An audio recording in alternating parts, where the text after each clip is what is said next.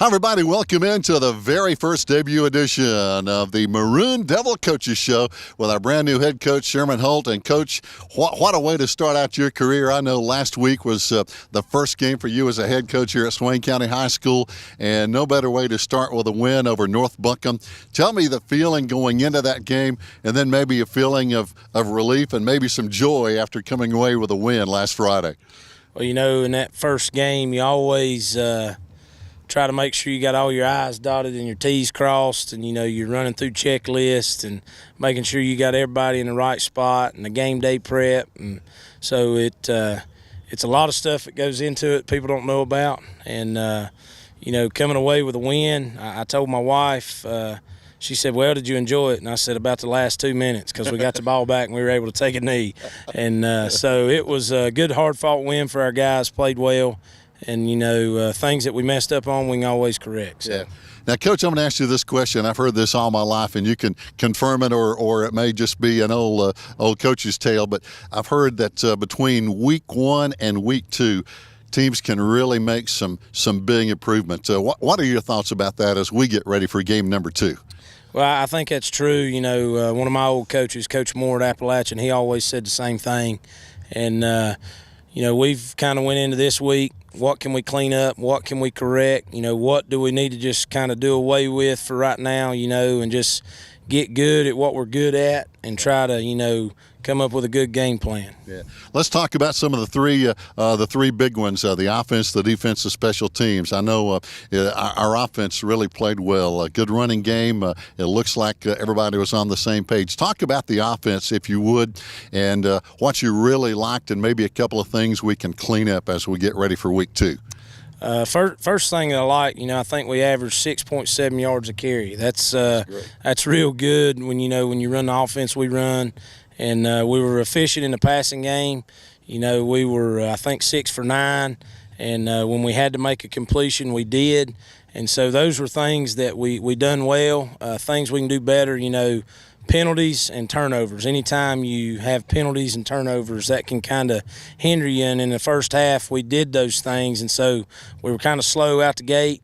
And then you talk about special teams. You know, special teams kind of sparked our fire. We blocked a field goal in the middle of the second quarter, went down, scored our first touchdown, and so that's a big phase of the game as well. Oh, no doubt. Talk about your defense a little bit. It looked like the defensive front and the linebackers in particular really got up there and plugged those gaps. So got to be happy with the way some of those guys played. Yeah, and, you know, somebody told me after the game, anytime you pitch a shutout, you know, be happy. Yes. And, you know, our guys played hard. And defensively, you know, we were on the field a lot in the first half, and we made them punt several times. And I think we ended up only giving up like 1.9 yards per carry. Wow. And that's good as far as defensively. You know, we were able to kind of shut them out in the run game, made them do some things that they didn't want to do, just what we seen on tape. And so proud of our defensive effort. You know, played hard, made them punt, get us off the field, get our offense back on the field. So just pleased with everything. Yeah. You know, Coach, last week we played a team that most of us are not real familiar with in North Buncombe, but wow, the next 3 weeks it gets real. We play teams that I know you, when you were at Tuscola, and of course all our Maroon Devil fans are very familiar with Smoky Mountain. Then we have Franklin, then we have Pisgah. And those are 3 of the toughest teams in the mountains at any level. Let's talk a little bit about Smoky Mountain coming in here. I know you remember them from last year, as we do as well. They have probably 2 of the best skill players around. Jed West, their quarterback, and Ian McNeely is one of the best running backs anywhere. So they can give a defensive coach a lot of headaches, can't they? Yeah, it's one of those things when you're watching tape, you kind of got to pick which one do you want to kind of limit, because you can't limit everything. And so, you know, Coach Brindley does a good job over there at Smoky Mountain. He's got a good group of kids. And, you know, the one thing for us is, you know, it's always been a big rivalry. Yes. And, yes. You know, our kids are looking forward to the challenge. And, you know, we're excited about how much better we can be from week 1 to week 2. How good a practice can we have this week to get ready for Smoky Mountain? Yeah. Now, they laid a pretty good beat down on Cherokee last Friday, so they're coming in confident, as are our Maroon Devils, of course, coming off a win. How important is it, you think, to get that first win and come in with some good momentum for week number 2? It's always good to be 1-0 rather than 0-1, and so when you can start off with a win, it's always good, and your kids kind of feel good about what you're doing and asking them to do, and so it kind of backs up, what we've been telling them in the spring and in the summer and in fall camp, and so it was good to go out there and get a win because I know they were happy and glad that they won, and you're never disappointed when you win, so it's good to start the season off right and be 1-0 and have a little confidence going into week 2. No doubt. Coach, now we're playing at home, of course, here at the Swain County Memorial Stadium in Boyce Stoots Field, and this place is very special to a lot of us, and I know you and the players have a lot of pride on the line playing here at home. So how much does it mean, how special is it to play at home here as opposed to playing on the road? Well, anytime you're at home, you feel a little better about your chances. And so you're a little more comfortable, and we know our kids, they know that their moms and dads, their family, their classmates, people in the community are going to be here, and it kind of gives you a little more motivation to show up and show out a little bit and kind of make our county proud of what we're doing on the field. No doubt. Now, Coach, one final question here, and I've always thought you were a smart guy and a really good coach, but lately I'm having to question your sanity a little bit because anybody who would take any kind of coaching advice from my broadcast partner, Rod White, I've got to wonder about. So has he been able to help you any at all coming into this week number 2? Yeah, Coach White, he's my buddy, and he's kind of told me, we talked on the phone a couple days ago, and he said, Coach, just enjoy the win, get ready for week 2, just hang in there, keep working hard, and that's hard to do sometimes when you come off a win and you got a tough opponent coming up, and sometimes you can't enjoy it, and he said, just enjoy the moment, that's your first one. Hopefully there's going to be a bunch more, and he said just hang in there, keep working hard, and he said everything will be all right. All right. So. Hey, I totally agree. Friends, it's always a pleasure to talk with our head coach, Sherman Holt. We're going to be doing more of this as the year goes on, and we hope you're going to be tuning in. And more importantly, we hope you're going to be right here at Swain County Memorial Stadium this Friday night when the Mustangs come to town. More coming up right here. Hi, everybody. Welcome back. We're talking with some future media stars here on the Maroon Devils Network as they're going to be taking my job because I'm getting too old to do this anymore. But anyway, seriously, J.C. Parsons. J.C., tell us why you want to get into broadcasting and what kind of piques your interest in that area. It gives me a little bit more of a wider spectrum of things that I could possibly do. It's just another opportunity for me to try something else. Okay. Now, have you ever heard of Erin Jenkins? I have. I've seen a couple of her news clips. Okay. Well, she is a former media member here on the Maroon Devils Network, so we hope you can follow in her shoes. And now let's get Lindley Wyatt in here if we can. Lindley, tell us your interest and why you wanted to become involved as potential media as your future. I wanted to get involved because I wanted to be more involved in my school and just seek out new opportunities and see potential career opportunities. Okay. Talking about a career, as we mentioned with JC, do you know Erin Jenkins and maybe kind of her story a little bit? I have. I heard she became a news reporter. Oh, no doubt. And doing very well down in Greenville, North Carolina. And now let's bring in Audrey Zelinka. And Audrey, I hope I got your name correct. Why would you have an interest in the media and potentially working in this area? I've always really loved the news, and last year we had one Maroon Devil Network meeting, and it was really fun to be in front of the camera and behind the camera. Okay. Now, do you look as a future like Erin Jenkins, potentially to move into that sort of a job down the line?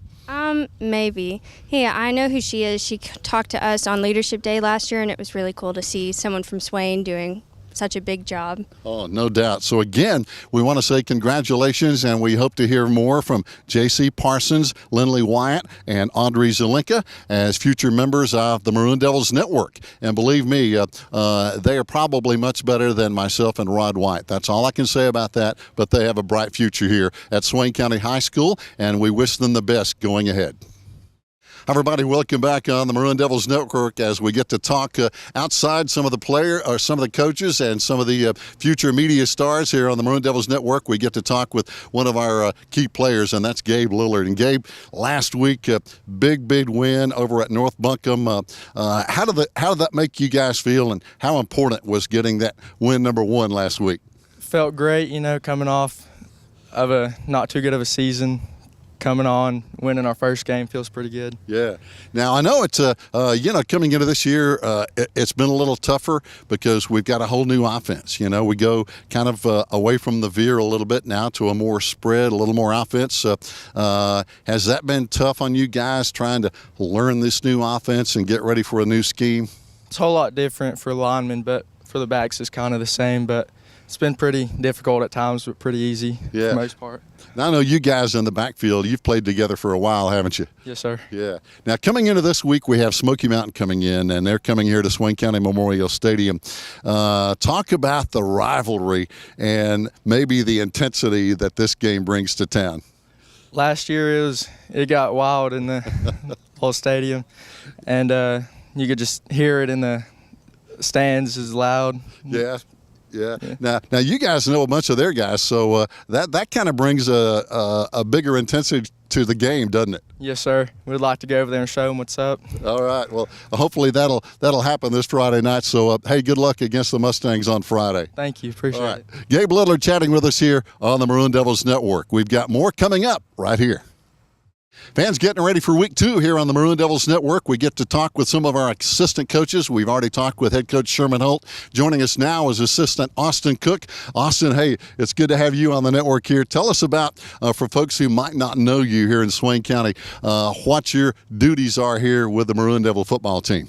I'm the offensive coordinator for the Varsity.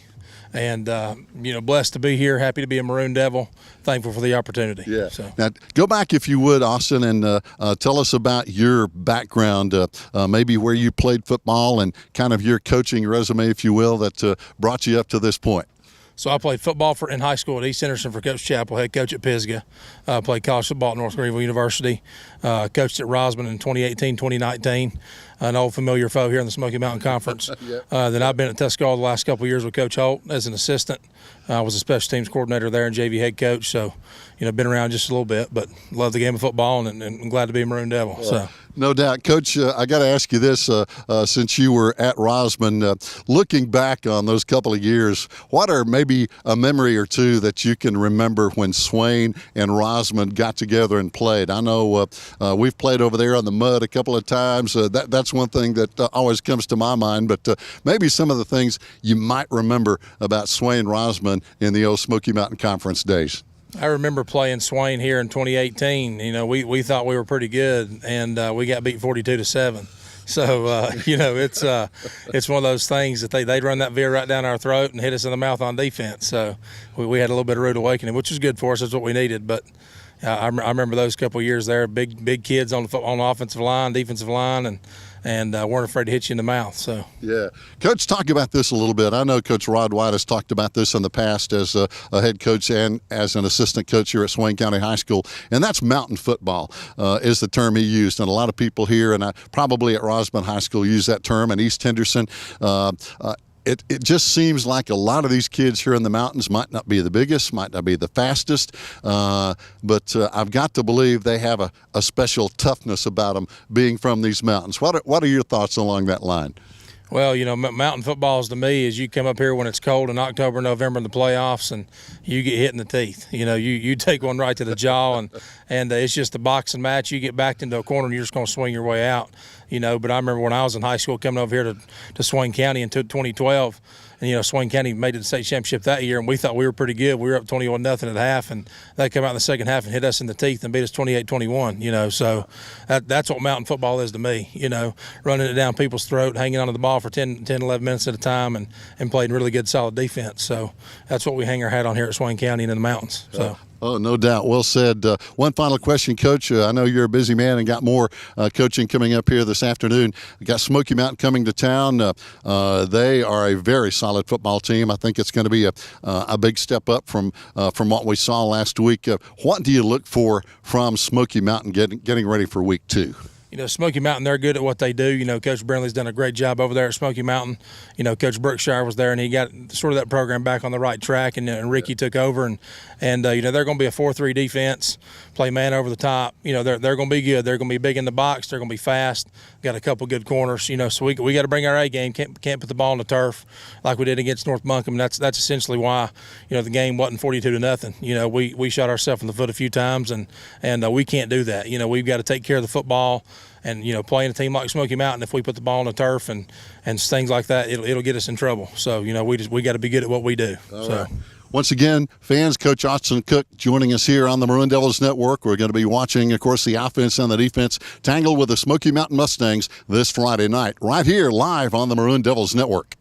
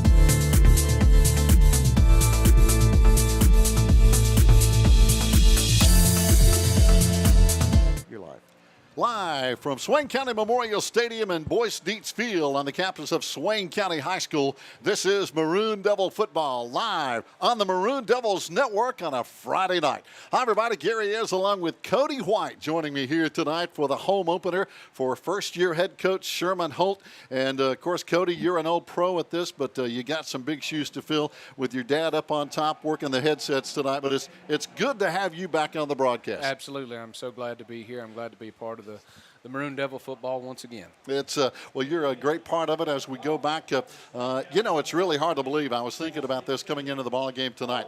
It's really hard to believe, and I know you probably think of it even tougher, but you haven't had the pads on since 2004. Is that hard to believe? It is very hard to believe. This December will be 18 years.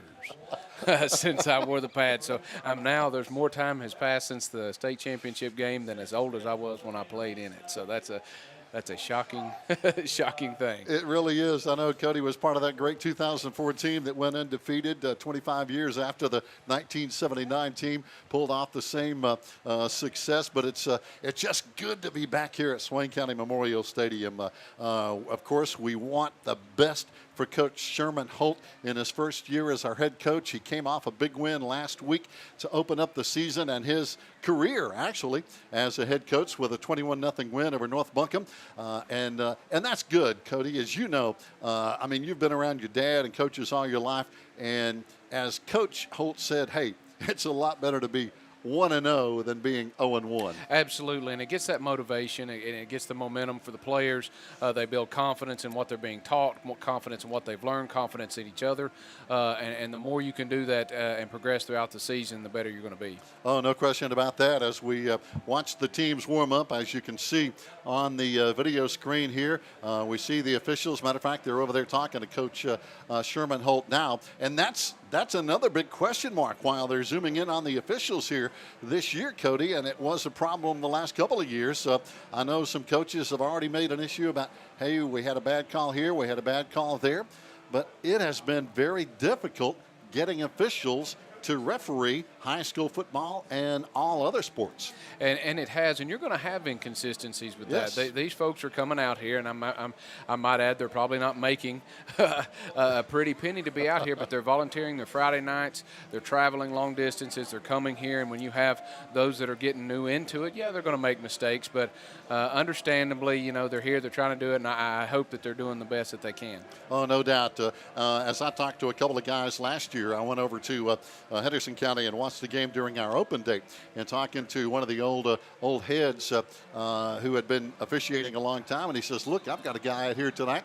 This is his first game ever calling high school football, and people in the stands don't realize that kind of a situation, and so not making excuses for the officials, but hey, they're in a tough spot. A lot of these guys don't have experience. That's certainly correct, and it moves a lot faster. You know, some of them may be looking at the Pee Wee ball, and they may have done a couple of things like that, but it's certainly a different level of speed when you get to high school football, especially with these caliber players. Oh, no doubt about it. Talking about the caliber of players, last week, of course, we went over and kind of rumbled over North Buncombe 21-0. We put 3 on the ground. As Coach Holt said, that's one thing we got to clean up. We got to clean up the turnovers. We lost one of those 3, but he said we can't turn the ball over. And in the first game, you're going to have some penalties normally, especially on offense. He said, we've got to clean that up. And you've heard this as we talked with Coach Holt.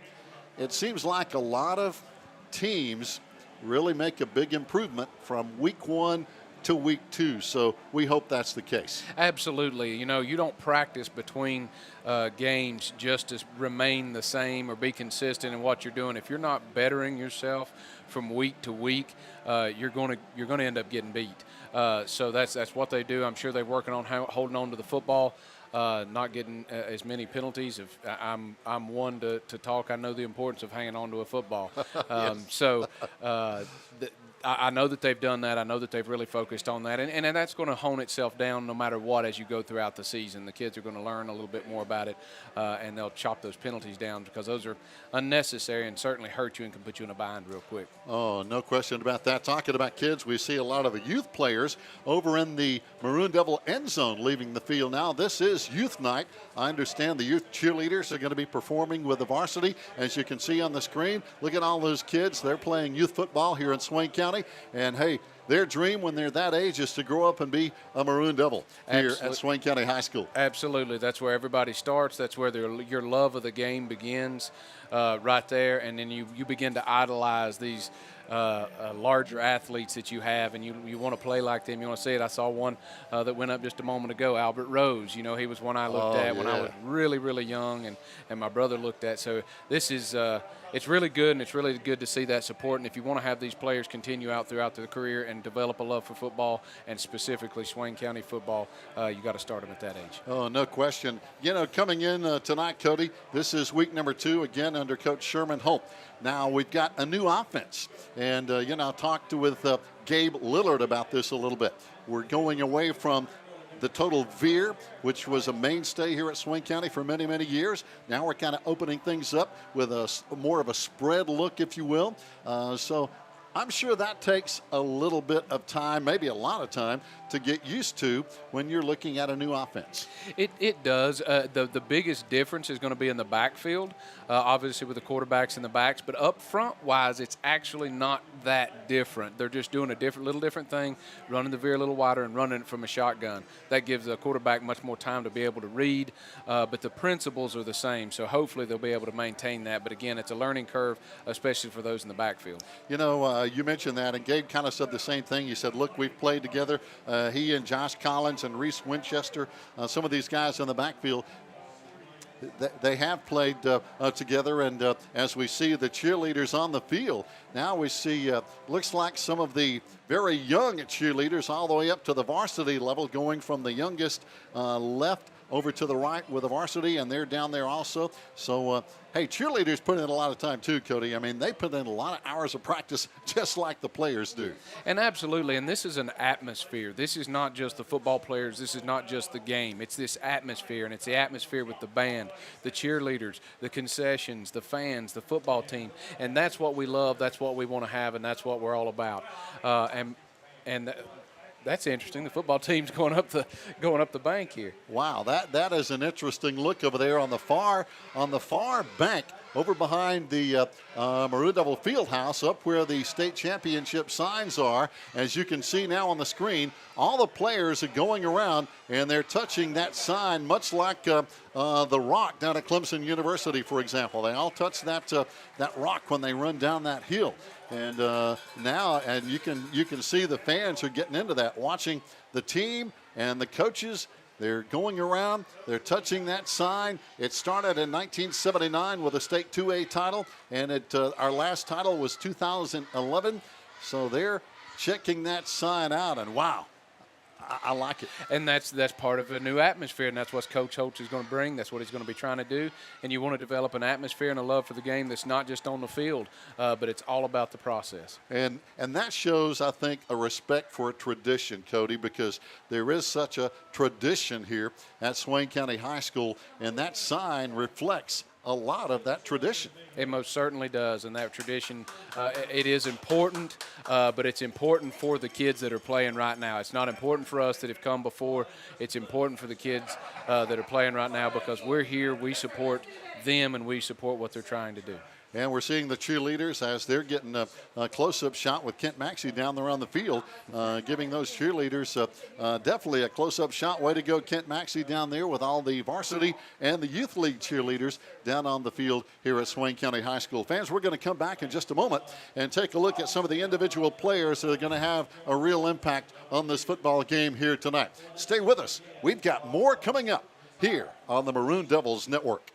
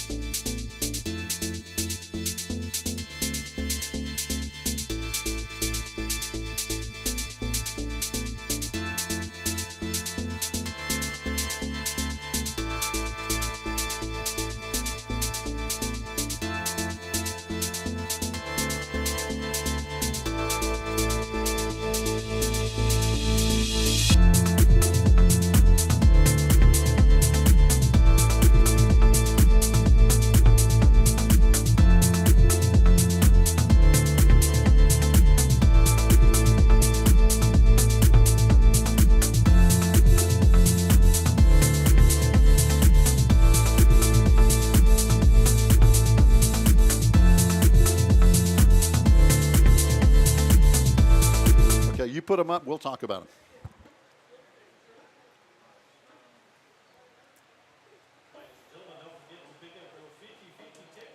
Fans, welcome back as we see the Maroon Devil Marching Band coming out of the field here as we're about 16 minutes away from kickoff time. And it's always good to have the band here. They're part of that atmosphere that Cody White was talking about. And that's, if you've ever been to an Alabama football game and seen their $1 million band, they like to talk about it.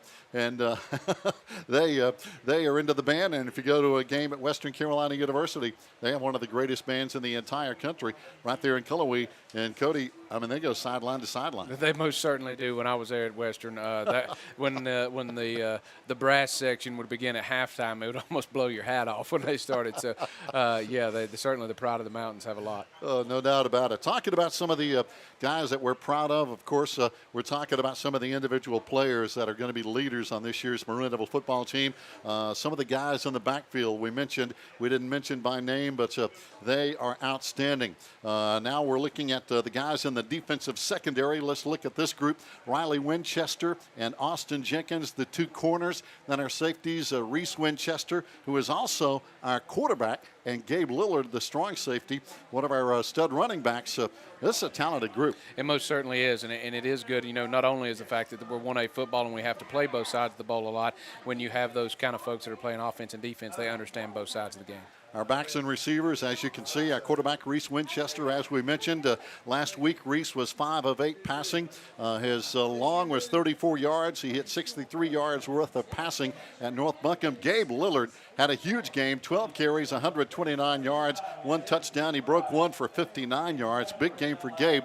Also, Josh had a big game as well. And it looks like right now we're going to be breaking to hear our Maroon Devil marching band play the national anthem. And before that, we heard just a special mention for Bob Thomas. Cody, Bob, of course, retired as our PA announcer. Now that's in the hands of very capable Toby Burrell. But what a legend in Bob Thomas. Absolutely. I listened to him as a kid and also, as a player. So it's unfortunate that he's not doing it anymore, but it was a great to have him here. Oh, no doubt about it. And now let's check in with our Maroon Devil marching band and our national anthem.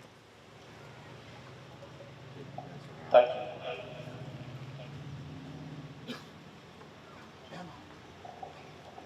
Let us pray. Dear Heavenly Father, I come to you tonight asking that you watch over everyone that has made the right here. I ask that you keep everyone safe and that no one shall get injured. I pray that you let everyone get home safely, whether they're close or far away. Lastly, I pray that this game is played with respect and sportsmanship. In your son Jesus' name I pray. Amen.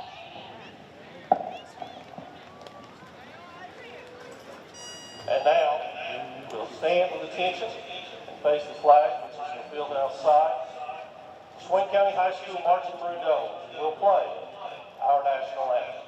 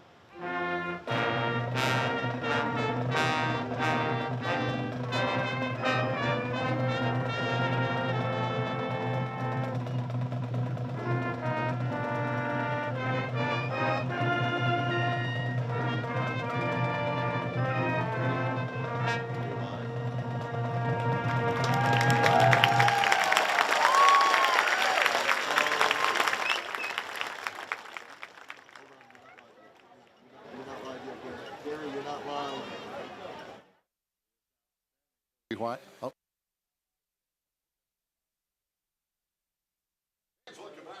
A great round of applause for our Maroon Devil marching band, and that applause was extremely loud because we have a great home crowd here tonight, and that is part of the tradition of Maroon Devil football here, Cody. As you know, when we play at home, we want this crowd behind us. We see a nice crowd for Smoky Mountain, but it's a very, very good crowd tonight. Absolutely, and out there playing, it's not all about the game. When you're here, like I said, the atmosphere, the crowd puts a lot into your momentum, a lot into what you're doing, and the excitement of being out there and playing in front of them. And you can hear that when you're on the field, whether you're playing football, whether you're playing basketball. You hear that crowd, don't you? Oh, absolutely. You hear it usually between snaps, not a whole lot while you're playing, but certainly between the snaps you can hear it. Oh, no doubt. And let's go back and talk some more about some of our outstanding individual players. I know we have some group slides we want to bring up as we're still about 10 minutes away from kickoff here tonight at Swain County Memorial Stadium and Boys Deeks Field. See Coach Manley heading up. He's going to go up top, and hey, those two guys are going to get back together. Steve Manley and Rod White. That's a dynamic duo. Absolutely. Our linebackers coming in tonight who had a great game last week at North Buncombe: Josh Collins, Lucas Sutton, and Blake Same. Blake, of course, he's got some family tradition to upkeep here. Absolutely he does, but he can certainly do that with the size that he's got and the knowledge and the skills that he possesses. He is, he following in the footsteps of his brother, and he was an outstanding player here at Swain County High School as well. Now some of the other individual players that are going to be big tonight, and we're talking about some big guys up front. The defensive front, Nathan Bogdanovich at one end. On the other end is going to be Brandon Frost. And Cody, from what I can understand, these guys are going to be dropping off the line some. They will be dropping off the line some, and what was an old three-man front that we used to run, the Wolf front. Yep. And with that, it creates a little bit of confusion, allows them to play more like linebackers rather than defensive linemen. Well, LD Lukewire had a huge game last week, doing a good job up front up there, and Grady Lewis also had a big game as well. Here's our offensive front. Braylon Aldridge at left tackle. Nolan Fisher, I tell you, he's a beast up there, the left guard. Insay Ufert, the center, a sophomore. Ben Payne, the right guard, a senior. And Tyson Nadeau, our right tackle, a senior. This is a good group. It is, and it's going to be a good match. You know, I was looking at the size that Smoky Mountain has, but it looks like we have some of the size. We can match them in a lot of the fronts. And that's going to be a big, big key here tonight is how we match up on that interior line of scrimmage. That's going to say a lot about this football game here tonight. And you know, talking with both coaches, Coach Brindley at Smoky Mountain and Coach Holt here at Swain County High School, and they both pretty much have the same theory, that the team that establishes the physicality and the intensity early is going to have a huge advantage. Absolutely, and I know that there were times, not going back to the old days, but Dad would talk about, you know, I don't care if they run this one back. Said as soon as we kick this ball off, absolutely make sure that they know where they're playing and who they're playing against. I don't care if they score a touchdown. And that's the kind of establishment you have to have. And it kind of shocks you, it puts you on your heels. And I've been on the receiving end of that as well, so I know exactly what that feels like to be put on your heels early and not be able to climb back out of it. It's tough. Smoky Mountain coming in, a very talented football team, talking about two of the better skill players in the mountains, and their quarterback, Jed West, 9 of 13 passing, 140 yards, and a couple of touchdowns last week as they put a pretty good whipping on Cherokee, 37-0. And, of course, their outstanding running back might be the best in the mountains. It's, you know, that's always subjective, but Isaiah McNeely carried 30 times last week, 177 yards. That's almost 6 yards a carry and a couple of touchdowns. He already has school records, Cody. He had 2,086 yards last year and 31 touchdowns. He had 391 yards rushing in a single game. And as a former running back, you know those are big stats. That is a big stat, and it also speaks a lot. Carrying the football 30 times in a ball game is very tough. Yes. So it does, especially, you know, in Smoky Mountain Conference and playing the local teams. But carrying the ball that amount of times is real tough, and so he obviously is a tough kid, and he's got a lot of endurance. He really is. 5'9", 185-pounder is very, very tough. And, of course, Jed West was an all-conference player last year, 1,452 yards passing. But they're all-conference players that really impress me the most are up front.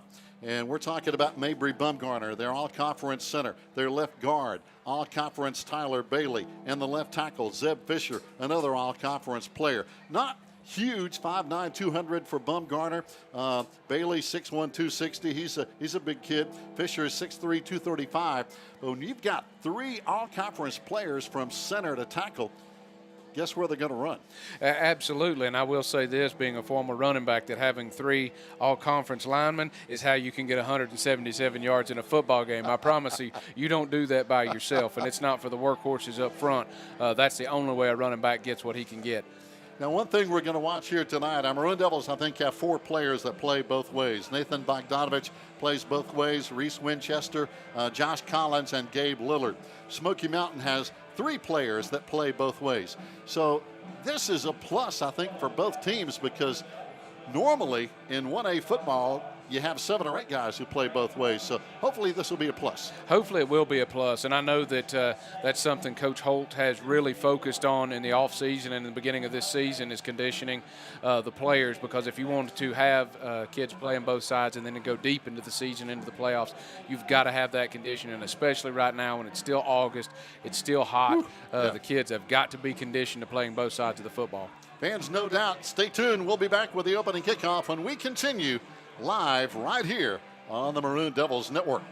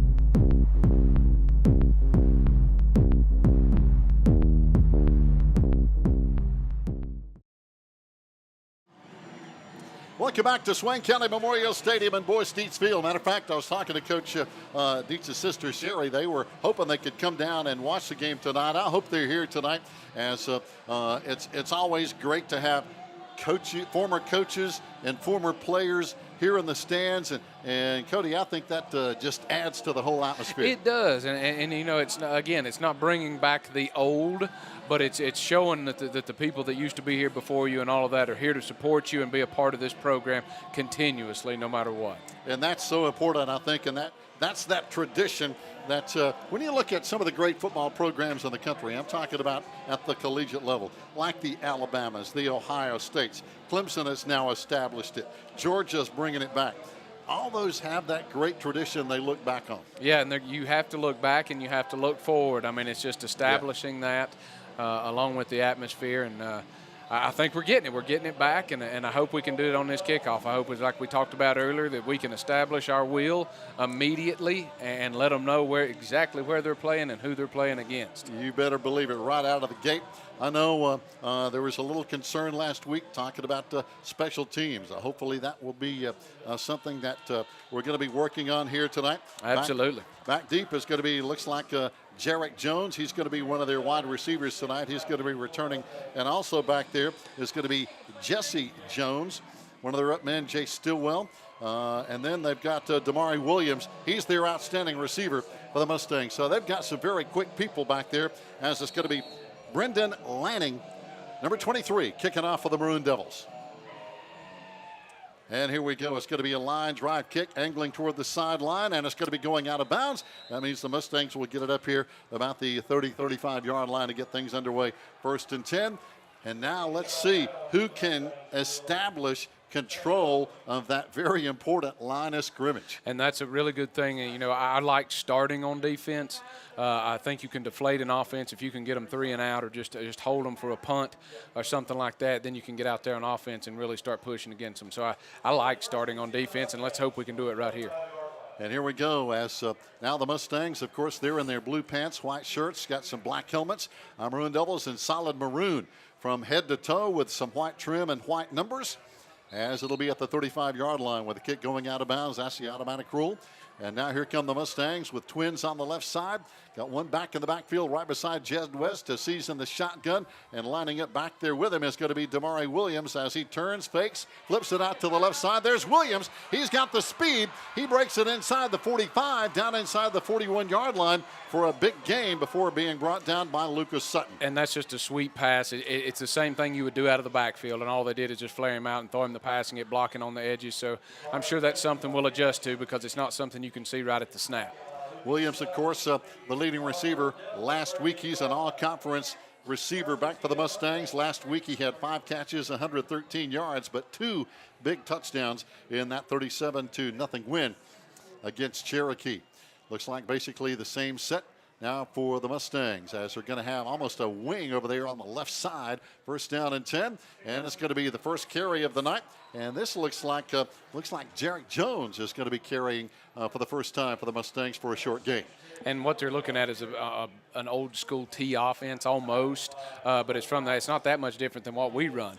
That looked like a Murphy a sweep where they pull both guard and tackle from one side. I'm surprised, and it may be just kind of a decoy, but their outstanding running back is right now not in the lineup, not on the field for the Mustangs. We'll see if McNeely comes in later or what the situation is. Oh, wait a minute. I think I see him over there out of uniform. As now here comes the first flag of the ball game. See a little motion. But I'm thinking that over there on the sideline, and yes, Isaiah McNeely is in street clothes. Isaiah McNeely, one of the best backs in the mountains. There's the offside call against our defense. McNeely is not dressed tonight, Cody. That is huge. That is huge, and wow. that allows us to be able to focus on the other players. That you don't necessarily want to focus on any one player, but you certainly can't turn a blind eye to the ones that can really hurt you. Oh, no doubt. And so just became aware of that as we look to that sideline over there. McNeely in short pants and street clothes. Here's the handoff up front to Williams, and our defensive front gets it done. Coming up there again is going to be Lucas Sutton, and also establishing that front is 81, Nathan Bogdanovich. That was a great read by Bogdanovich there. He saw the close, and he closed down on him, hit him as soon as he got the football, and kept a short gain. So right now, as you mentioned, some work on that wolf front the Maroon Devils have been famous for. Last week we ran more of a 4-3 look, if you will. We're going to be doing some 3-4. Going to be dropping some defensive ends. We're talking about Bogdanovich and Brandon Frost, 81 and 82. And that kind of confuses the offense a little, doesn't it? It does, because it's like an old 50 front, but they're having to block linebackers like they would linemen. Here comes Damari again around the right side. He's got the speed. It's going to be a holding call. Yep. Penalty flag's going to bring this one back as he's tripped up over there by Reese Winchester, the safety. And that's a great job. You got to understand as a defensive player that you have a sideline as your advantage, and the further you can draw those good players out like that, the more that you're going to end up with a holding call or something like that. Real wide plays are bad plays for holding calls. So that's really good. We'll hold them here, and it'll be third and more than 10. So hopefully we'll look. I know they're probably going to try to pass the ball here, so we certainly need to focus on that. Oh, you're right. Third down and 14 now for the Mustangs. 10:26 to play in the first quarter. Now they look to the sideline for the play call. And, of course, they've got a veteran staff over there talking about the Mustangs, led by Coach Ricky Brindley in his 4th year. 26 wins, 16 losses. He is the head coach. And also Coach Brindley coaches the quarterbacks. So he'll be calling the plays pretty much here tonight as well. Jed West back in the gun, and he fakes the handoff, rolls it out. There's going to be a Damari again. Great job. And there comes an upfield tackle. Really getting the first hit on him was Gabe Lillard. And that was a great job by Gabe. He read that. They swung someone out to try to block Gabe on that. And you don't necessarily have to take on that block as a defensive back, because when you take that block on with someone that's got that much room and that athletic, they can make you miss. So there's nothing wrong with dodging him, stepping around him, and then go getting the football, because that's exactly what happened. Now dropping back to return is going to be, looks like Josiah Glaspie for the Maroon Devils. He's wearing number 13. He's going to be back there to receive the punt from the Mustangs now with 9:25 to play. And again, a very good stand by the Maroon Devils defensively. A lot of guys up on the line of scrimmage. Of course, we were helped by a couple of penalties. Nice punt. It's angling away. And it's going to be going out of bounds. Yeah, can't get much better than that. Cody, looks like inside the 5.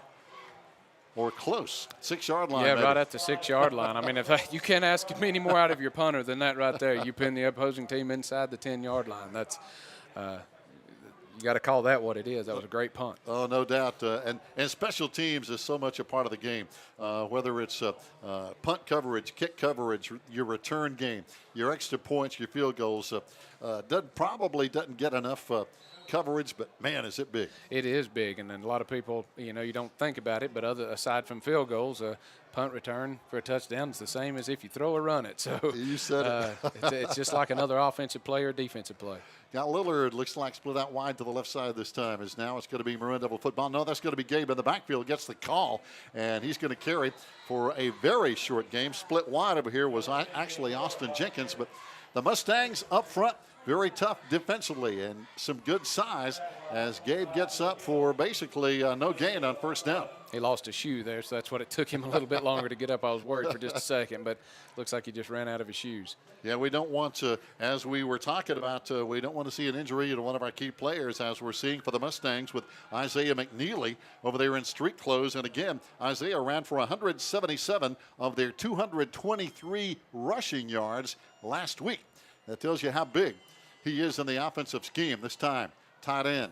Lines up on the left side strong, and the Maroon Devils run it right up the gut. Looks like Josh Collins on the carry this time for a couple of tough yards, and the Mustangs are making us earn it. And that was something that I'm sure anytime the offensive coordinator starts running trades like that, when we say trades, is swapping the tight end from one side to the other, he's going to watch how do they move one man, two men, or do they move them all. And right there we saw that they shifted the entire front from one side to the next. So I'm sure that that's what they're trying to do, is to see what they can set up with a run or a pass going back to the other side. One of their keys up front for the Mustangs, big Joshua Williams, 6'1", 292 pounds. Beside him, 6'3", 275-pound Ryan Ash. They have a huge defensive tackle combo right there on either side of our offensive center. A lot of beef up front for the Mustangs now. Maroon Devils third down. We need about 7, and we're not going to get it. Might have actually lost a yard as we try to run around the left side, and the Mustangs this time control that line of scrimmage. They most certainly did right there. We'll have to start staying on blocks a little bit longer. Running backs start trusting a little bit more. Sometimes stretching it out isn't exactly what you want to do. You may have to stick your foot in the ground and go back against the grain a little bit and maybe take a hit from a linebacker, but you're going to be getting upfield and certainly getting more than to the line of scrimmage. But that'll play out. They're just working through some of the kinks right now. That's it. Trying to kind of feel each other out, if you will. Jake Stillwell is going to be the punt return man. Sophomore for the Mustangs. Nice punt. Stillwell's going to take it at the 37. Gets by the initial wave, and it's going to be brought down at the 34-yard line. Good coverage upfield by Keontae Graham with a good open field tackle. And got a penalty flag down. Let's see what this is going to be about on the punt. It's normally against the return team, but not always. Being that far back, it could be a holding. And maybe a sideline warning being in the side judge, but I don't know about that.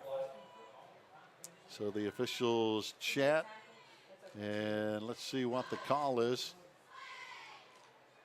from the man in the white hat down there at the 35-yard line.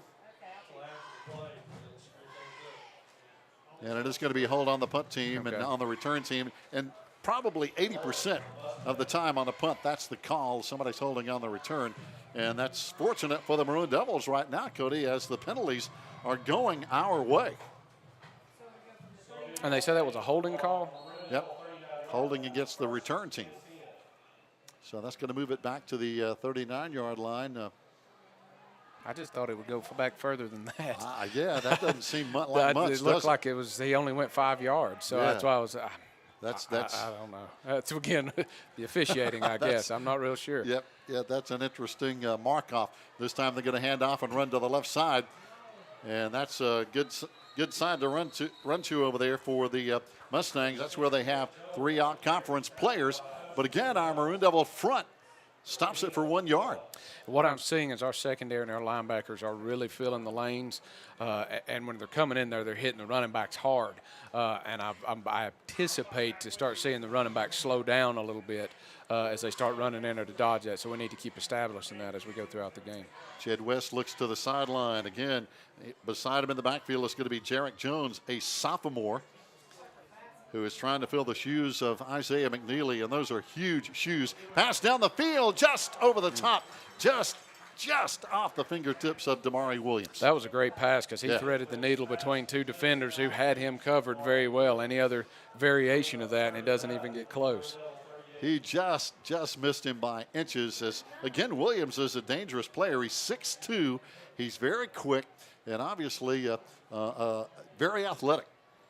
Absolutely, and I mean, they're going to keep going to him. If they can keep trying to get him open and the quarterback has that ability to throw the ball like he did just there, I foresee them doing that a lot tonight, and I'm sure they did it last week. Yes, indeed. He had 5 catches last week. 2 of those were touchdowns for 113 yards. Returning all-conference player, the junior Williams, back to throw. Jed West has pressure, and he's going to go down at the 40-yard line for a loss of 2. That's one thing I know that they were going to try to put in this week. Was bringing blitzes off of some of the short side of the wide side of the field, and there they came off the wide side of the field, and what that does is a quarterback that's comfortable in throwing the football in a good pass drop now doesn't have that comfortability, and he's got to get rid of it quickly, and so that's going to make him rush, throw an interception, or get a sack. Outstanding job. Grady Lewis up front with Brandon Frost putting the heat on him. And now it's going to be time for the Mustangs to punt again. This time we're going to have 2 guys back. Josh Collins along with, again, Josiah Gillespie. And the Mustangs are going to be punting. Coming on to punt now is going to be Matt Brown. This one not quite as high, but it gets a big Mustang roll. Holy cow, all the way down to the 2-yard line. And as you mentioned, Cody, that you can't draw it up any better than that. And that's a great job because that is hard for a punt returner to try to judge that. But anytime that you're inside your own 10, I mean, you put your heels at the 10-yard line. If the ball's over your head or going by, you let it go because you'll take the risk on that rather than trying to catch it or field it and fumble it, and then they get the ball that close. I certainly would rather have the ball on the offensive side that close than on the defensive side. So, but this is a dangerous spot. I mentioned it last year against Andrews that a lot of players, defensive coordinators will be trying to blitz, doing a lot of things right there. And if you miss as a defense, you can run a ball a long way on offense right here in these tight quarter situations. Oh, no doubt. Defense trying to force a big play here inside our own 5-yard line. Misdirection on the handoff goes nowhere on first down. As again, we tried to use a little misdirection and a little bit of confusion, but the Mustangs stop us for no gain. Yeah, and you got to do quick plays right there, and that's what they may do a little bit of misdirection, but you can't do too many there because you can't hang on to the ball in that end zone very long. Now coming back in as the wideouts coming in again is going to be Josiah Gillespie, again the junior. Now checking out of the lineup is going to be Nathan Bogdanovich, our starting tight end. He comes out for this play. And this time we're going to run one single receiver way out, almost sideline to sideline. In the backfield, Reese Winchester gets the snap. And he pitches it out to the right side. But again, the Mustangs defended it well, even though we got about 7 or 8 yards. It almost looked like for a moment that just split second, Cody, we were almost frozen in the backfield. It was, and that is the no man's land where you get stuck there. But that was a great job by Gabe to when he made up his mind to stick his foot in the ground, and you don't want to tiptoe anymore. At that point, you want to stick your foot in the ground. You want to get north and south, and that's exactly what he did. We saw Kerry Powell. We see Sherman Holt down there talking with his offensive coordinator, talking about Austin Cook. Again, the Maroon Devils trying to get something going offensively. 3rd down and 4 now. From just inside the 10 at the 9-yard line. Reese Great hands job. off right up the gut. Great this job. time into the backfield is going to be Gabe Lillard. It's going to be a foot race down the sideline, and he's going to be forced out of bounds, but it's up near midfield. There's that big play you were talking about. Yeah, and what we have done there is, if you've noticed, we've run sideline to sideline, sideline to sideline, sideline to sideline. We spread it. We spread both wideouts out, and then at the snap of the ball, we went straight up the middle. And what that did was force them to start widening out. And the minute we widened them out, offensive coordinator, great call there and running it right back inside and lulling them to sleep on the inside. So an outstanding play call there. Again, we saw those receivers way out to the sideline, and Gabe Lillard just busted a big one. He had a big one last week for 59 yards and got 129 yards on 12 carries. So, wow, that, as you mentioned, Cody, that really set up that play. It really did, and this is a great position to be in because it seems like we've been playing it. It doesn't seem like it's actually what we've been doing is playing possession football. What we are able to now, even if we're not able to capitalize on this as a touchdown, we've switched into the field. We can actually now put Smoky Mountain behind their own 50 rather than playing on our side of the field the whole time. No doubt now the Maroon Devils have some room to play with right on the 50-yard line, right at the big S. 4:19 to play here in the first quarter. No score yet. Again, three-man backfield. Reese turns, hands off, and coming right up the gut again, this time inside the 45 for a 6-yard pickup. Maroon Devils still doing a good job with Josh Collins. That looks like he's found something there. Offensive coordinator definitely found something that he likes there. They're just doing a little fold block on the inside there and running them straight in. It's similar to a trap, but they're just looks like they're fold blocking it from up here, but they may be trapping it. But either way, what they're doing is taking advantage to what looks like a softer middle for Smoky Mountain.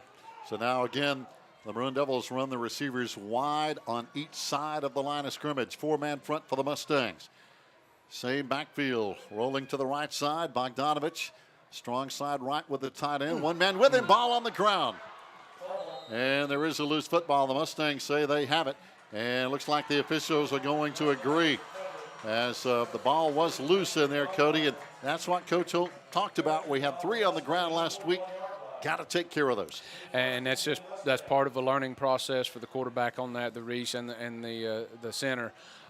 Is when you're running an offense like that where you got to get your eyes up and you're reading a lot and doing a lot of those things, especially from the shotgun. The first thing you have to do is catch the football. You can't be looking and can't be reading without the football in your hands. But, again, that's part of the process. We'll work through that. But what we were able to do there, even though we didn't capitalize, we were able to get the ball down here so we can play Smoky Mountain not on our side of the 50. This time, Jed West back in the shotgun, and he turns and hands off. It's going to be Jones again as he tries to run against the grain. Good blocking up front by the Mustangs for a couple of yards. As again, that's Jarrett Jones, a sophomore, trying again to take the place of Isaiah McNeely. Surprisingly, not playing tonight over there on the sideline. And obviously, not to have a player like that in a ball game of this caliber, there's got to be something that they're trying to pay attention to, and certainly trying to keep him healthy, which is, of course, what you want to do for any high school athlete, is to keep them healthy. They've got a long life after high school football, but certainly throughout the season, you want them to stay healthy. You said it. He's over there in shorts and got his 15 jersey on. Great West job. In trouble. He tries to throw that's intentional grounding. Should be. Well, he may have been outside the tackle. No, he's going to throw it on him. They're going to throw the flag. Yeah. Again, big pressure coming in there again. Looks like Nathan Bogdanovich with a lot of heat. Also coming in over there from the other side.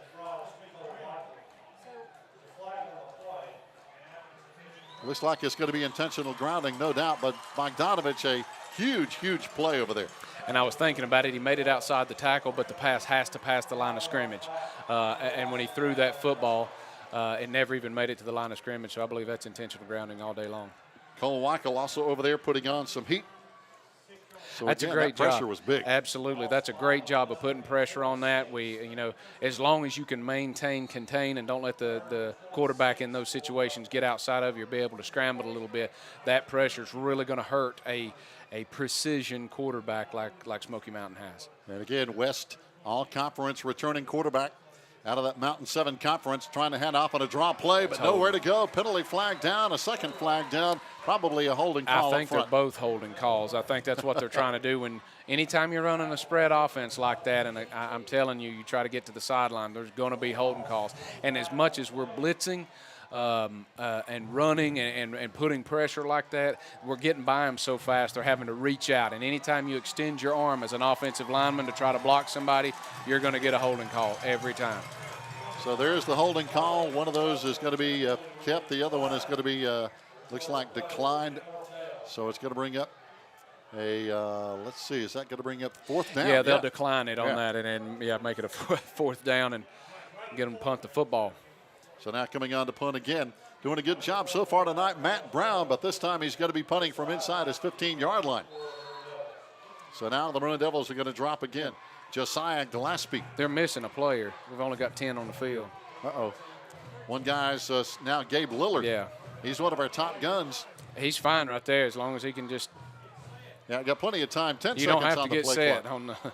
on the punt team, you can run around. Yeah. Another good punt, though, is going to be going out of bounds at about the 38, 39. Now they're going to mark it at the 41-yard line. So we're going to get the ball in good field position, Cody. But again, that big run by Gabe, even though we turned the ball over, kind of flipped the field. It did flip the field, and what we're going to have to do here is we need to establish a little bit on offense. You can tell that Smoky Mountain is a little bit wore down.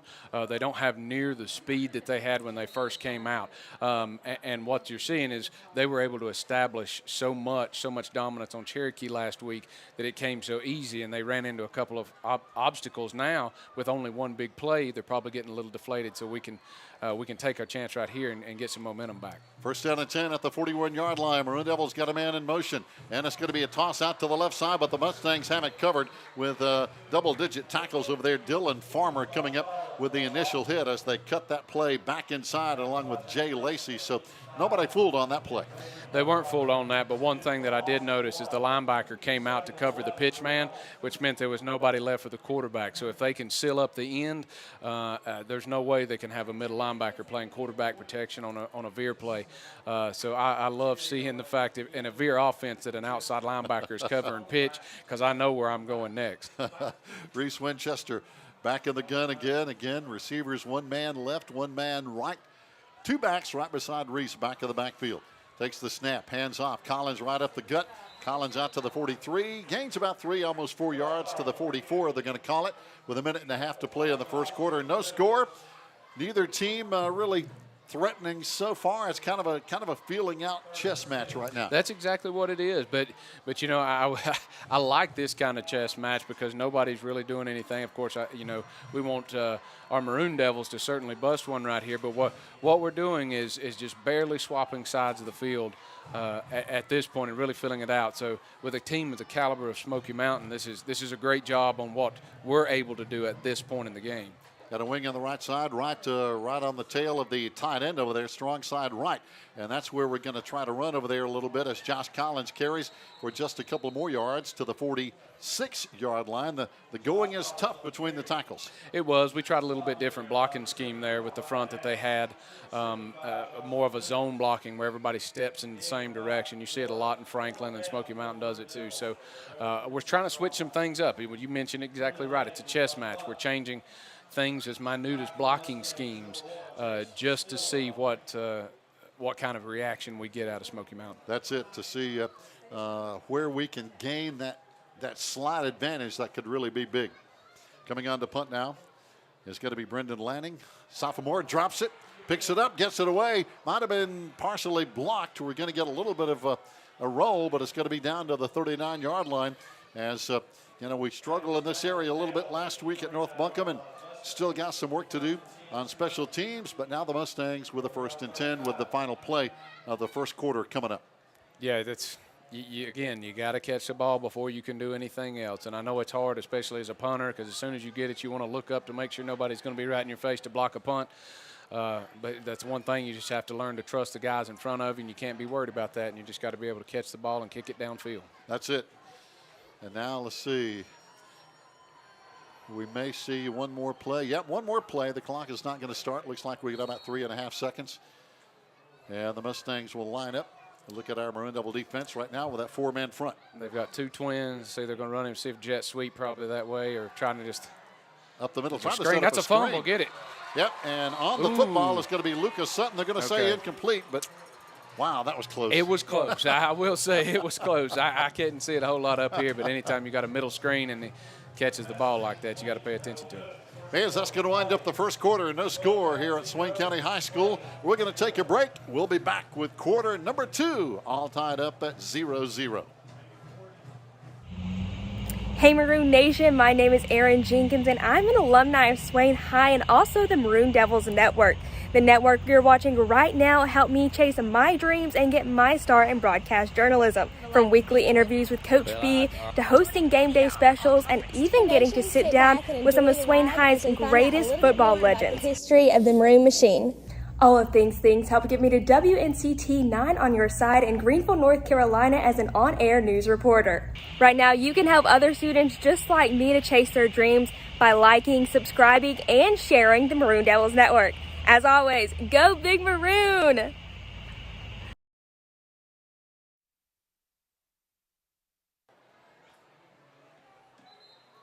Fans, welcome back. One quarter gone here, and it's been a standoff so far. Gary Ayers along with Cody White, Coach Rod White, donning the headset from what I can understand the first time in 30 years on top of the press box Absolutely. I never known him to wear a headset when he was coaching, so it may be the first time he's ever had a headset on, and certainly the first time up in the box. So it's unique for him. It may not last long, right? Right. Out to the left side, Mustangs hit a pass in the open flat. Fumble. Ball is going to be fumbled. Getting on it is going to be Riley Winchester, and that's going to be a turnover for the Maroon Devil defense. I've been watching a lot of the running backs, wide receivers of Smoky Mountain. They're holding the ball out there, and I can tell, even though I know they've been practicing and I know they've been hitting likely, they are not taking hits very well right now. So we need to key on that and make sure if we're going to do anything, we put hats on them, and helmets right on them, and they're not going to like that the whole game. So the pass over there to Jay Stillwell. Nice pass. It was in first down territory from Jed West, but the ball was popped out, knocked loose. And again, looks like Riley Winchester got on that. The corner over there.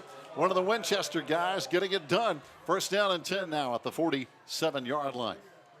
Maroon Devils 3-man backfield. This time 3 wides. And we got a whistle.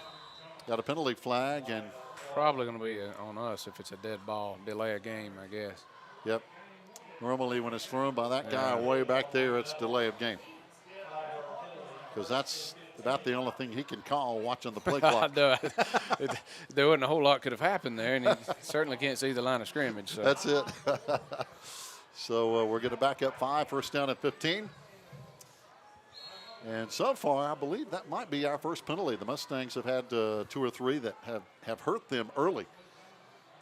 First down at 15 now. Just underway, second quarter. We're still 0-0. Same set. Winchester option. There we cut go. It back Good inside. job, Reese. Cuts it back outside at midfield. Breaks Great the tackle. job. Inside, first down. Maroon Devils, a 15-yard gain. And that was a great job by Reese for being able to read that, and that's that softness again. Instead of pitching it, you've got him outside, and again, outside linebacker came out to cover pitch, and he went right inside of him. I will have to say that was a great peel back block, which I know that a lot of officiating is against. Nathan Bogdanovich did a great job. He knew him. The guy didn't see him coming, but he used all shoulder, and he made sure that the official knew that he used all shoulder because, you know, they're sensitive on some of those peel back blocks. So that was a great job by Nathan Bogdanovich. No doubt, as now measurement. Yeah, going to measure, but they're talking about that. I know in college football this year, they're doing away with that. A lot of people call it a chop block. If you're in the tackle box, you can't do that anymore. Yeah, and that's, I mean, I know that that's to save a lot of the athletes and a lot of their knees, and I do get that. But there is a critical part of the game that is technique oriented. You know, you've been doing. I know they're trying to save football players and their health, but my goodness, we've been doing that for a very, very long time, and we have great professional athletes that are still good at doing it. So, Yep. You know, I know there's a lot of rule changes, and I know that athletes are bigger, stronger, faster maybe than what they used to be, but, you know, the game of football still needs to be the game of football, and it's not a contact sport, it's a collision sport. You said it. And if you're going to take all the collision out of it, it's not football anymore. That's it. It's still football. Second down, we need a foot, and getting that foot, I believe, was going to be close. Gabe Lillard got it just out to the 42-yard line. That'll move the sticks. If we're going by that line judge over there, he got it. Yeah. Yes, it is. First down. And now the Maroon Devils inside Mustang territory for only the second time tonight here in the second quarter. And that's a great job. We certainly have the momentum here. They haven't been able to establish anything on offense that they're used to. So we just need to take our time, run the football, throw the football if you need to, and just keep chewing at the clock and keep moving the ball downfield. First down and 10, Maroon Devils 3 wide. Twins on the right side. We'll see if we can do anything in the slot over there with Southards over there. Back to throw is going to be Winchester. Has pressure, rolling away from it. And he throws downfield. It's going to be intercepted down there by number 11, Dylan Farmer for the Mustangs. As again, he had some time. He rolled away from pressure, but it looked like the ball kind of floated on him. I think it got away from him. Yeah. When he threw the ball, it looked like either his elbow dropped or something like that, and the ball came out of his hand, because that was certainly nowhere near where he was trying to throw that football, where he had in mind to throw the football. But that's all right. It's a mistake. But, again, they've got 80 yards. They're going to have to 82 yards here. They're going to have to go, and, with all the faith and the confidence that we have in our defense right now, we'll get it back, and I do like the offensive coordinators sitting down there talking to him. You're not badgering him. You're not getting on him for that. You just tell him to be more patient, see what you're looking for, take that ball and run with it if you have to. That's it. Austin Cook, our offensive coordinator, down with the Great arm job around the shoulder. And there's a great surge up front again. I tell you, Brandon Frost and Nathan Bogdanovich are two dynamic defensive ends. And that's where you're going to start seeing they're in the forefront now, but when they start getting into the 3 front, the wolf front, those guys become your linebackers and your defensive ends, and they can really wreak havoc on an offense, and they're doing a great job right now as it is. They really are. Grady Lewis up front. And they're He's doing going to be our defensive tackle. They're running the 3-man front right now, and I guarantee you that Smoky Mountain doesn't have a clue how to block this right now. Yeah, this is going to be interesting, because right behind him, you're looking at linebackers Josh Collins. Also back there, you got Blake Sane. And here we go. Back to throw, second down, up the middle, finding a seam down there. It's going to be Jay Stillwell. He's a guy who really took a shot. He's shaken up. He's still down on the field. And it was a great hit by Lillard on that, by using nothing but shoulder, didn't lead with his head, didn't leave his feet, and hit him in the center of the body. So probably what that is likely got the breath knocked out of him. Hopefully that's all it is, because a shot like that when you're not paying attention right on the football will certainly knock the breath out of you every time. And it hurts as they have a timeout to attend to Jay Stillwell. And while they do that, we're going to take a break. Our score is 0-0. Stay tuned. 10 minutes to play in the second quarter here on the Maroon Devils Network.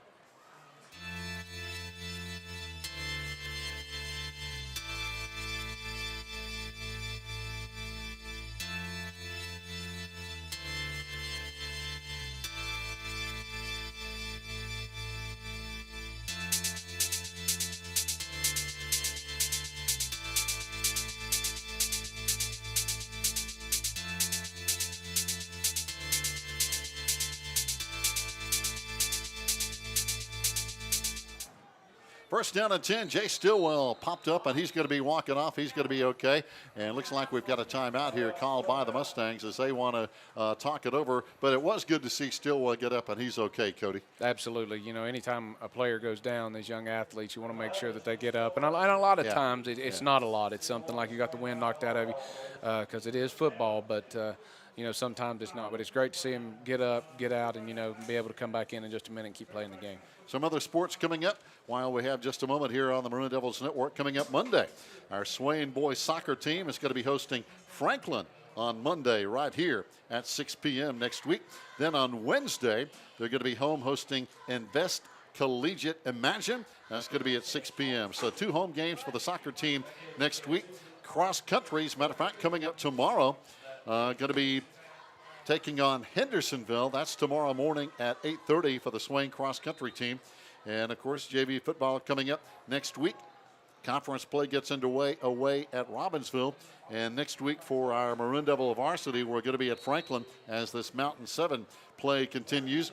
Also coming up next week, volleyball team going to be at Andrews on Tuesday. Then on Thursday, going to be hosting Hayesville here at home. And here we go with a first down and 10. Mustangs stay on the ground, spinning, breaking a tackle, getting it done over there. The Mustangs haven't used him much as a back, but that's Damari Williams. He's kind of the guy that can do everything. And there's a very late flag. Somebody said something, because it was late after the play. Yeah, and I don't know if they're looking both ways or not, but there was a yeah, somebody said I think something. it was on Smoky Mountain. One of the offensive linemen looked like he might have stomped down on one of the players. Yeah. Unsportsmanlike conduct against the Mustangs, and that's tough. It is tough, and I can see Smoky Mountain trying to do that. They've been trying to get the football in his hands all night, and they've not been able to throw it very consistently to him, so they're going to probably try to run it with him. So they're going to keep trying that, and we had him stopped at the line of scrimmage. We just didn't wrap up really good, so that play was a lot bigger than it should have been for Smoky Mountain. Talking about penalties, boy, it's been a tough night tonight. I believe that's going to be the fourth penalty for about 46 yards against the Mustangs. Our Maroon Devils have only had one penalty, and these penalties have stung the Mustangs. Absolutely, and they'll stun you every time. They take the momentum away from you. You've got to change play calling. You know, you may get on a roll on play calling, and all of a sudden you get a penalty, and now you have to revert back to something else because of the yardage situation. So now it's going to bring up second down and almost 20, about 19 to go, 9:15 to play, second quarter, no score. Illegal procedure. Yeah, little draw, and that's going to be again. They hand it off again to Damari Williams. Nowhere. And nowhere. And a penalty over here by the line judge. And as you mentioned, Cody, that's going to cost him 5 more. I think that he was moving towards the line of scrimmage when the ball was snapped, and you certainly can't do that, so I believe it's going to be an illegal procedure. Williams, normally a wide receiver, playing some backfield tonight. Their wide receiver coach, by the way, is Daquan Patton, and there's a little history there. Daquan Patton's dad is David Patton, who has a couple of Super Bowl rings with the New England Patriots. Well, there you go. Football blood, I guess. That's it. David played at Western Carolina, and again went on to play with Tom Brady with the New England Patriots. Matter of fact, I've seen his big old Super Bowl ring. It looks like it weighs about 3 pounds, but that's his son, Daquan Patton. Of course, David was killed a couple of years ago in a very tragic motorcycle accident. There's the call, illegal procedure against the Mustangs. But his son, Daquan, is a good person and getting right back into football after his playing days are over. And that's a great job. Yes. And it's just good to know some folks who get to wear those Super Bowl rings. Those are kind of rare. Oh, yeah. they don't hand those out. You kind of have to do a few things in order to get one of those. And got to see another one, another old Catamount, Keon Crossan, a defensive back for the Patriots, was on their team when they won a Super Bowl. So he has a Patriot Super Bowl ring. So again, we're playing with a man named Tom Brady doesn't hurt. Oh boy, no kidding. Coached by Mr. Belichick. Second down and long now. 24 for the Mustangs. Oh, it's a screen. Trying to set up a great job. And there you go. Penalty flag coming in again. They cannot take that hit. They do not know what to do when we get hit. And this has to be holding out here because it was thrown before anybody even got to the football. So I would imagine this is holding. Yeah, Jarek Jones caught the football but was hit immediately. As they try to they keep looking to set up a wide receiver screen. And that's what that was, but when we're playing the defense the way you're supposed to play the 3- and 4-man defense, the defensive linemen jam block. They hit the offensive lineman and they hold them right there because you're reading everything else that's going on in the backfield. The screens are for those that are rushing and try to swim past them because then the offensive lineman can move on to the secondary and the linebackers. And what they're not able to do with a good jam blocking up front by our defensive linemen is to move to that second level, and we have hits just like that where nobody has touched anybody in the secondary on a screen. And they're not ever going to be successful so long as we're playing like that. Oh, you said it. It just looked like it, what they were trying to do, but it just never materialized, trying to get the blocking out there. And now the Mustangs are looking at, holy cow, they're going to be all the way back inside the 15-yard line. They've got to go to the 39. That's going to be a long way to go. Illegal blindside block. There we go. Illegal blindside block, but it's going to bring up you have to watch second down and about 24. You have to watch quarterback draws, things like that. And it's maybe a jet sweep or just any type of draw play right here to lull us to sleep. Here's Williams. He's going to get the carry. They're trying to bust him outside. He's fighting hard, but cutting him back inside over there was, again, Josiah Glaspie. And then here come the troops to drag him down at about the 15-yard line for a very short gain. Anytime you can get a running back or whoever they're using as a running back to take that many steps and get only 3 yards, you're going to win the ball game because they will wear you down. Yes, and they keep trying to pop it outside, but fortunately our defensive ends and linebackers are not allowing it to get outside like we saw in the first play of the game, basically, for the Mustangs when they busted one. Absolutely. Just keep it contained. Let your linebackers fill the gaps on the inside, and remember that you've got help on the outside. Third down, long way to go. Twins on each side. They're going to try to run a draw play, and they get some positive yards out across the 32-yard line, handing it off to Jarek Jones over there, who's trying again to fill in for the outstanding Isaiah McNeely. But those are big shoes. It's going to bring up fourth down, and the Mustangs will have to punt. A draw play is a classic third and long play, especially when you're not that confident in your ability to pass the ball during the ball game, and that's what they were trying to get away with right there. So now fourth down for the Mustangs. Coming on to punt again is going to be 44, who's doing a pretty good job tonight. Matt Brown, their senior. He's been punting it to the left a lot, so hopefully Mr. Gillespie can get over here because we've got a lot of room over here to the left-hand side of the field from his angle. There it comes again. Line drive, end over end punt, big roll. Glaspie picks it up at the 26, got a little room, out to the 35, out around the 40, got a block right in front of him, out of bounds finally at the 45-yard line. Late hit out of bounds, and they're going to get that one. And boy, I tell you, it's getting physical, and it's getting a little chippy. What you're seeing there is a frustration from the Mustangs. Yeah. They're frustrated. They're not able to establish anything that they came in here when you get the praise from the Asheville citizens like they got that this is going to be a blowout, 28 points. You think, hey, I'm going to come in here and this should go my way. When it's not going your way, you get frustrated. A lot of good teams fall apart like that, and we're going to see what kind of core team composure Smoky Mountain has here if the Devils can continue to push and hopefully put one on the board here before halftime. Right now, 6:40 to play. As you remember, last year we went to Smoky Mountain and won that one 21-9 in this series. As now we're going to see another penalty. And that's, of course, marked off for the late hit out of bounds over here on the Maroon Devils sideline. And this is where we need to capitalize. The momentum is tremendously in our favor here with the atmosphere, the fans, the game, and how it's being played. So we need to capitalize on this right here. Just keep it on the ground and keep pushing forward. That's it. Right now is the time to strike. First down and 10. And we got a penalty flag. I think we might have moved. I think we're moving a little quick on that one, yeah. We were eager. We're anticipating the snap count, our own snap count. That's going to cost us 5. In this series, it's been a pretty tight one. The Maroon Devils have a slight edge. 18 wins, 14 losses, 1 tie in these 33 games since it became Smoky Mountain High School. And that's back in the day, of course, going way back in the day when your dad was playing for Cullowhee and it was still Silva Webster. And that goes way back, Cody. That does. It does. It most certainly does. Back in the day, I remember when your dad was a Cullowhee Rebel. First down and 15, Maroon Devils. They're going to hand it off. It's going to be Gabe Lillard, but boy, he's hit hard at the line of scrimmage. And the Mustangs are not given much in that interior. They're not. Their defensive line are doing a great job of doing exactly what we're doing on the defensive line, of jamming our offensive linemen, holding them there, and then shedding or getting rid of them to be able to then be right in the running back's face. And we mentioned they have such huge guys right on each side of the center. Ryan Ash, 6'3", 275. Joshua Williams, 6'1", 292 in that defensive tackle spot. Then over here on the defensive end, Jay Lacey's 6'1", about 190. But those two big guys in the middle are tough to move.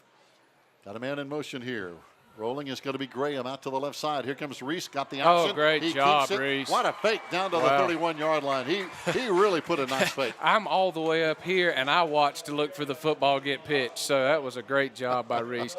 He has unbelievable vision. If you've seen him play basketball, his court vision is unbelievable. So his vision and ability to make somebody move wherever he wants them to is great, and you can see it carrying over here as quarterback. You know, it's funny you mentioned that, Cody, because Toby Burrell, Coach Burrell and I were talking about about that, is his ability as a point guard also transfers onto the football field when you're making decisions in motion. Oh, it most certainly does. I mean, you're still reading people, you're looking at people, seeing the flow of the game, the flow of everyone, and then making decisions based off of it, and that's what he's able to do at quarterback. That was big. What a great fake. Third down. We need about 3. It's going to be Reese again. This time, though, he breaks the tackle. He's getting a block, but now he's in big trouble. Going to lose yardage back at the 40-yard line, and just couldn't get away. Too many white jerseys. And what he'll learn by doing that, it is great when you shed a block like that, but when you've had to slow down that long to try to get rid of somebody, it's just stick your foot in the ground and get as much as you can get, because everybody has closed way so much more than what they were just a minute ago when you last saw them. So, but he'll learn that. That's just something about being a young quarterback, and he'll certainly be able to get past that. So no doubt, a lot of pursuit that time by the Mustangs. Now the Maroon Devils are going to have to punt it back with 4:24 to play here in the first half. No score by either team. As a matter of fact, got a timeout now called by Coach Sherman Holt and the Maroon Devils before the snap.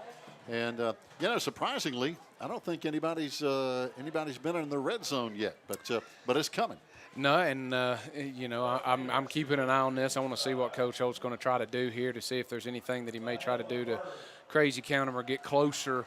And you're not going to be able to get a first down with a crazy count, but if they jump off sides, now that puts you, inside the 40 and on the 35, and maybe you start thinking about trying to fake a punt or doing something like that when you can get 7 yards on a fake punt. Certainly, I don't know if he would try it at 12 yards, but the way your defense is held up, if you can get inside the 40 as to the 35, maybe you want to try it. No doubt. Defense have been playing outstanding here tonight. Obviously, a good job last week. Anytime, as he said in the pregame interview, anytime you pitch a shutout, it's a pretty good job on defense. Absolutely, you can't be mad about that. Anytime you throw a shutout. I think the Blackhawks averaged just under 2 yards per play, and I think our Maroon Devils averaged just under 6 yards per play last week. So. Big difference in that category. 4th down and 12, punting it away, and the Mustangs block it. It's going to be going out of bounds over near the 47-yard line. But again, a big break. That's the second time the Mustangs have given us a headache on the punt game. And now with 4:12 to play, unfortunately for the Maroon Devils, the Mustangs still have plenty of time. They do have plenty of time. The momentum has swung there a little bit. I think that a block punt that's the most fortunate thing that could happen in a block punt, is for it to go immediately out of bounds. Yeah. And it's just as if we'd have gone for it and not converted it at that point. But we're right where we need to be. Still play strong defense, and you've still got time to even hold them and get the ball back yourself. That's it. Man-to-man coverage over here on the left side. Mustangs have their star receiver, Damari Williams, over here. And I imagine they're going to start trying to key that, especially spreading them out here. And we're playing off of the inside man quite a bit there. There's Williams trying to actually do a little blocking as the Mustangs stay on the ground, handing it over to Jarek Jones. But that says a lot for Riley Winchester, our corner over here, playing man coverage on one of the better receivers in Williams. And that's great confidence in Riley. And Riley knows how to move. I mean, he can certainly move. He can certainly play well. And if he's very physical. He's not necessarily a dominant presence in size or weight, but he's as physical as he possibly can be, and he can certainly run with him. Now the safety up top is going to be Gabe Lillard. He's going to have to, now the Mustangs looking, West throwing. It's hanging up in the air, and it's going to be knocked down. Getting a hand on over there was going to be Reese Winchester. And again, that ball just hung up. It did, and I watched over here where they're going to have to make sure with Mr. Riley Winchester. They ran an X route over here, and I bet whoever's standing above us for Smoky Mountain that saw us follow the man all the way inside and then cross is probably going to come back to that in just a minute and try to feed this outside guy, because there was nobody out here for the Maroon Devils just a moment ago. And here's Williams coming out wide to the left side. They may try it right now. He's their favorite target. 3rd down and 8. Mustangs got a man in motion. And they hand off and go Great to the job. other side. Outstanding work over there on that defensive side. How about that? That looks Great like Blake job. Swain and company. And that's all you have to do there. All you have to do, Cole Weichel there, just grab a hold of him, don't let him get any more. You don't have to kill him every play. You don't have to hit him every play. You just got to wrap them up, hang on to them, and make sure they don't take one more step forward. Cole Weichel getting a lot of starting time here tonight and playing very, very well, as now the Mustangs are going to have to punt it back, and we do have time with 3:02 to play in the first half. So now 3 minutes to play and counting. Mustangs going to let this run down a little bit. They're going to try to crazy count it. Oh, got a penalty flag We down. didn't move, so that must have been on them. Yeah, illegal motion against the Mustangs. They'll back up 5. That helps us. I had a great look right down the line of scrimmage here, and I said, well, nobody crossed it, so it's got to be on them. So now that's going to back it up to the 44-yard line, and they'll try again. Don't forget, at halftime, we're going to be broadcasting the Maroon Devil Marching Band. I understand the Youth League cheerleaders are going to be joining the varsity cheerleaders and performing some for you at halftime. So be sure and watch that live video. Good punt by Brown. And it's going to be taken at the 22. Great job. Good job by Glaspie. He can run. Gets away again out across the 35-yard line. You know, for a split second there, Cody, I thought, oh, man, he didn't call a fair catch, but he made the right call. He did. I mean, you're there. You may get hit, but you're far enough above the 20. Just catch the ball. Make sure you catch it. If you don't get any yardage, you know, you do have the safety of the halo rule and all of that. No one's going to hit you when you're defenseless, so you can kind of feel comfortable in that realm. Just catch the ball, make a move, and get upfield. And he did a good job at the 36-yard line. Now the Maroon Devils have 2 minutes, 39 seconds before halftime to try to put points on the board. Again, if you've just tuned in, we're at 0-0. Great Maroon Devil crowd here, a capacity crowd on the home side. Mustangs brought a lot of fans. Their side is almost totally full as well. So a great night here, a warm August night. Last August Friday night, as a matter of fact. Next weekend, Labor Day weekend, moving in, and we've got a whistle. And the Maroon Devils going to be stuck with the delay of game again.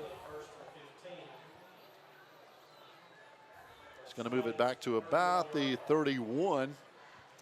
And first and 15. And though there's 2 minutes and 39 seconds left, you kind of want to be in the mindset as an offensive coordinator and as a team. This is what we call 2-minute offense. There's 2 minutes left in the half of a game. You start running plays that are designed to get the ball upfield but stop the clock. You got to get ready for it, snapping the ball quick, getting momentum, and starting. Believe it or not, we're going to have to start throwing the football. But we do have 2 timeouts left, so we can use those as well. But certainly a 2-minute offense is what we need to be in. You said it, Cody. Got to be the hurry-up offense. First down, 16. Line of scrimmage at the 31. Reese rolling to the right side. Again, tries to fake his way inside. They're not biting. Now pitches out to the right side. Good call. Great Collins job. out of bounds near the first down marker up at the 45-yard line. Going to mark it at the 42. So that's going to be 3 yards short. But it's a good pitch. And again, they weren't sure what he was going to do with the football on that one. They had him kind of in their sights, but they were just waiting to see what was going to happen. And that's a mistake that a lot of defenders make, is both coming upfield when you see a ball like that and you see it's coming too far upfield, because once you come upfield, they get behind you just like he did, just Mr. Collins did right there. It's you can't make it up. Going to be Graham in motion. Great job. Great job. Reese in the secondary. It's going to be a foot race. Can he take it all the way to the house, down to the 15-yard line? Great job. And inside the red zone for the first time tonight, that's Damari Williams coming up for the tackle along with Lincoln Sutton. But a huge play by Reese Winchester. Now you've got a little bit of time. That was a great job by Reese in reading that and getting upfield. And even when he saw he knew he was going to take the lick, he just kept burying his head and made sure he could get a little bit extra yardage. But now you've got a little bit of time. You've got certainly a whole lot more to work with here than you did just a moment ago. And just 20 seconds, we flopped the end of field. And 2 timeouts. That's big with 2:14 left. Hang on to the football here. That's it. Got to hang on to the football at the 14-yard line. First down and 10. Oh, they didn't move their interior man. There it goes. Here comes Josh up the middle, and hanging on to the football is big. He got a yard or two as the clock now runs with 2:05 and counting. And we can wait. Just get the play call in there. Now you're in the true 2-minute-0, and you've got plenty of time. And it's a great place to actually go out of bounds by Reese there, because you can still get a first down inside the 5. There you go. And again, we still have time. And again, those 2 big timeouts. Got receivers again way out to the left and the right, sideline to sideline. Trying to spread those corners out and get them out of the playing realm here. Reese hands Great off. job, again, Josh. it's going to be Collins. Walks in Great job. untouched. What a hole on the left side, Cody, for the touchdown. They did a great job there. They found that. It looks like we do have a Mustang down, number 74. Yeah, that's one of their big linemen, Ryan Ash, one of their big defensive tackles, and he's a load at 275. Matter of fact, I think that's Jimmy Ash's son, former sheriff up there in Jackson County. Yeah, you never want to see something like this. And whenever you're doing fold blocking and doing a lot of blocking like that, those big guys, it's hard to get their feet up off the ground as quick as some of the smaller guys. And a lot of players rolling, that's when that happens. Oh. It's not necessarily a straight block or anything. Someone rolls into your legs, roll into your knee or ankle, and it's hard to recover from that. Oh, no doubt. And as you know, you can lift weights every day of your life, and there's only so much strengthening you can do for a knee joint. Yeah, that's it. I mean, you can make your legs as strong as you possibly can, but still, you've seen some of the best professional athletes that you know are in peak physical shape get hurt like that. Timeout, fans. 6-0 Maroon Devils will be back with the extra point after this timeout.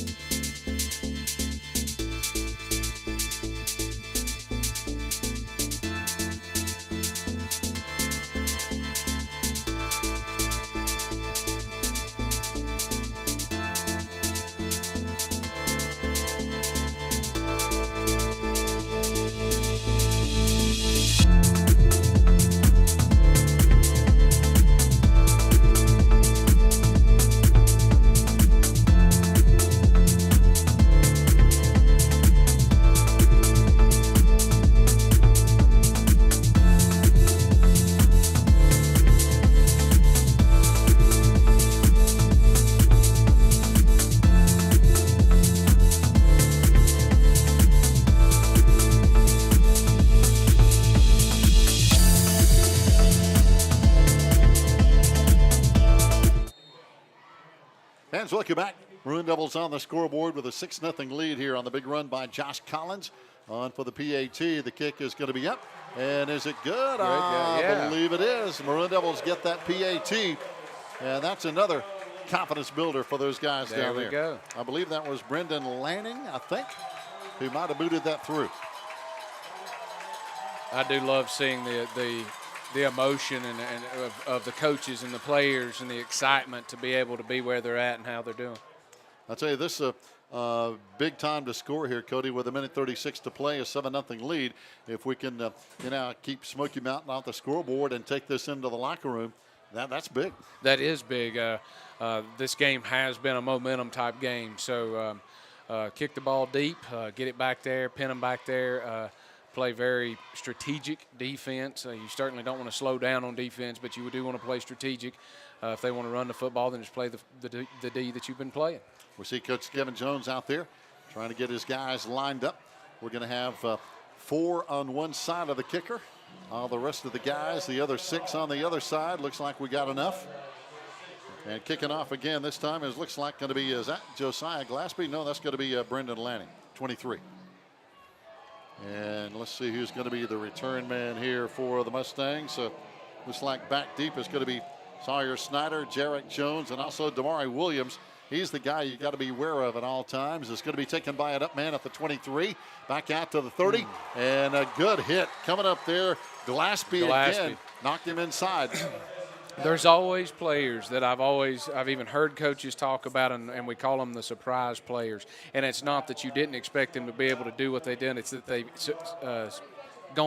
surpassed what you saw from them. And when I watched Mountain Heritage, Glaspie and his ability to get to the football and bring a lick with him was very impressive and surprised me. And you just saw it again right there. Hey, he turned that inside and got the hit. And that made the play. First down and 10. Now the Mustangs, 1:33 to play before halftime. 2 timeouts left. Jed West operating without his star running back tonight, and that's Isaiah McNeely, their junior. Unfortunately, he'll be back again next year. Right up the gut. They almost busted one with Jarek Jones, McNeely's replacement, out near midfield. And we had that covered. I think what happened there a little bit, and it may be exactly what we saw right there, as players ran into each other. We actually overran the ball. Yeah, Lillard shaking up. Yeah, we hit each other. That hurts. It does hurt because you're not expecting it to come from another maroon jersey, so you're certainly not anticipating it. Gabe's going to come out, and we had a chance to talk to him. And, boy, I tell you, he's a player. He loves to play. He does love to play, and that's a good job by the coach. Bring him out. He's a little shaken up. You don't want him. I mean, there's no sense in risking it right here. You've got other players that can fill in and play just as good. So put him in there, play smart football right here. Back to throw again. It's going to be West looking down the field, right down the middle. Got a man open, and he's got him at the 25. Tries to make a move. Jay Stillwell, he's the guy that caught one earlier and was shaken up. But now he has it down inside the 25-yard line with 1:09 to play. And the difference with that is that he had time. That's one thing that they need to, and they were focused on that, and they still are focused on it, but just weren't able to do it right there. Is put the amount of pressure on the quarterback that they needed to. And now Coach Sherman Holt's going to call a timeout. Sherman, of course, calling the defense, and of course he's working again with your dad upstairs.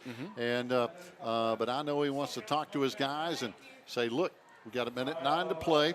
Everybody do their job. Everybody cover their lanes. And by the way, coming back on, Gabe Lillard after being out for one play.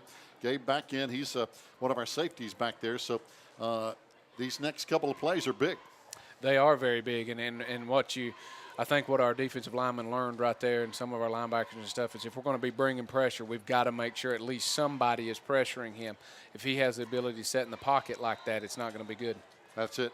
You give a good quarterback time, and again, he is a good quarterback. Jed West, all conference, coming back from that Mountain 7 conference, and that's a conference I think like the Smoky Mountain Conference. It's brutal. You got Pisgah, Smoky Mountain, Tuscola, Franklin, West Henderson, East Henderson, North Henderson. Last year, Pisgah won it. Smoky was second. Tuscola was third. That's a tough bunch. That is a tough bunch. That is a rough conference to play in, for sure. It is. Got a man in motion. It's going to be Stillwell again, the man who caught it last play. West back to throw again. Rolling, has plenty of time. That's dangerous. Throws underneath. Got his man very close to a first down at about the 12-yard line. But it's not, I don't think, enough for a first down. That's what I was trying to figure out as to whether or not he had enough for a first down. We did a great job rushing him there. We just have to remember to keep contain, and by contain is not letting the quarterback do just like he did, is to roll out, because what that does is pull our linebackers off of our coverages to try to stop the quarterback from running the football, and when they do that, they leave a lane open for him to be able to throw it. And boy, that's dangerous. Again, when you've got the experience like a Jed West, he's a junior, threw for 1,452 yards last week, had a pretty good night, 9 of 13, 140 yards, a couple of touchdowns. Now we've got a timeout called by somebody. The Mustangs, I believe, this may be an official timeout. They're talking. So it is an official timeout. No, now okay. They're gonna charge it to the Maroon Devils here. And that may be, the coach probably ran down here and was probably yelling timeout for some reason. So that's going to be our last timeout, I believe. The Mustangs, I think, have one timeout left with 48 seconds to play here before halftime. And if we got the big score. Now if we can come up with a big stop, just momentum going into the locker room. And a stop is just as big as a score when it comes from momentum, especially if the team had the momentum and you're able to stop them right here.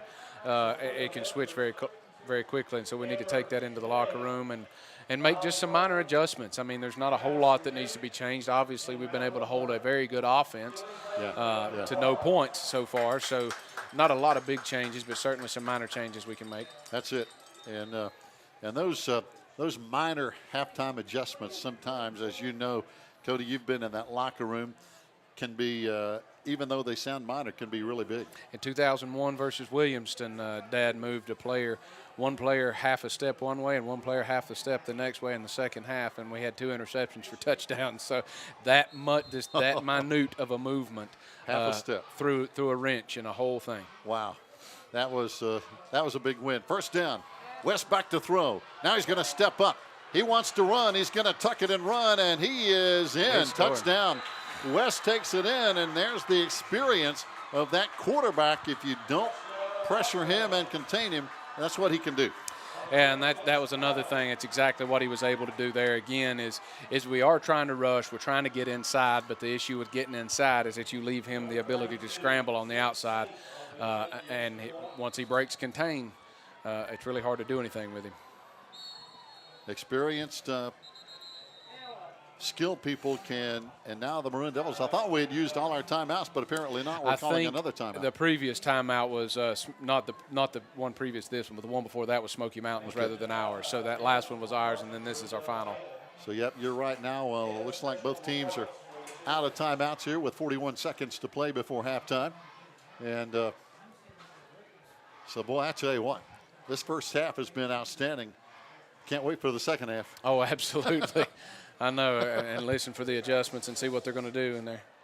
We've got, of course, this is a first-year staff here at Swain County High School over for the Mustangs.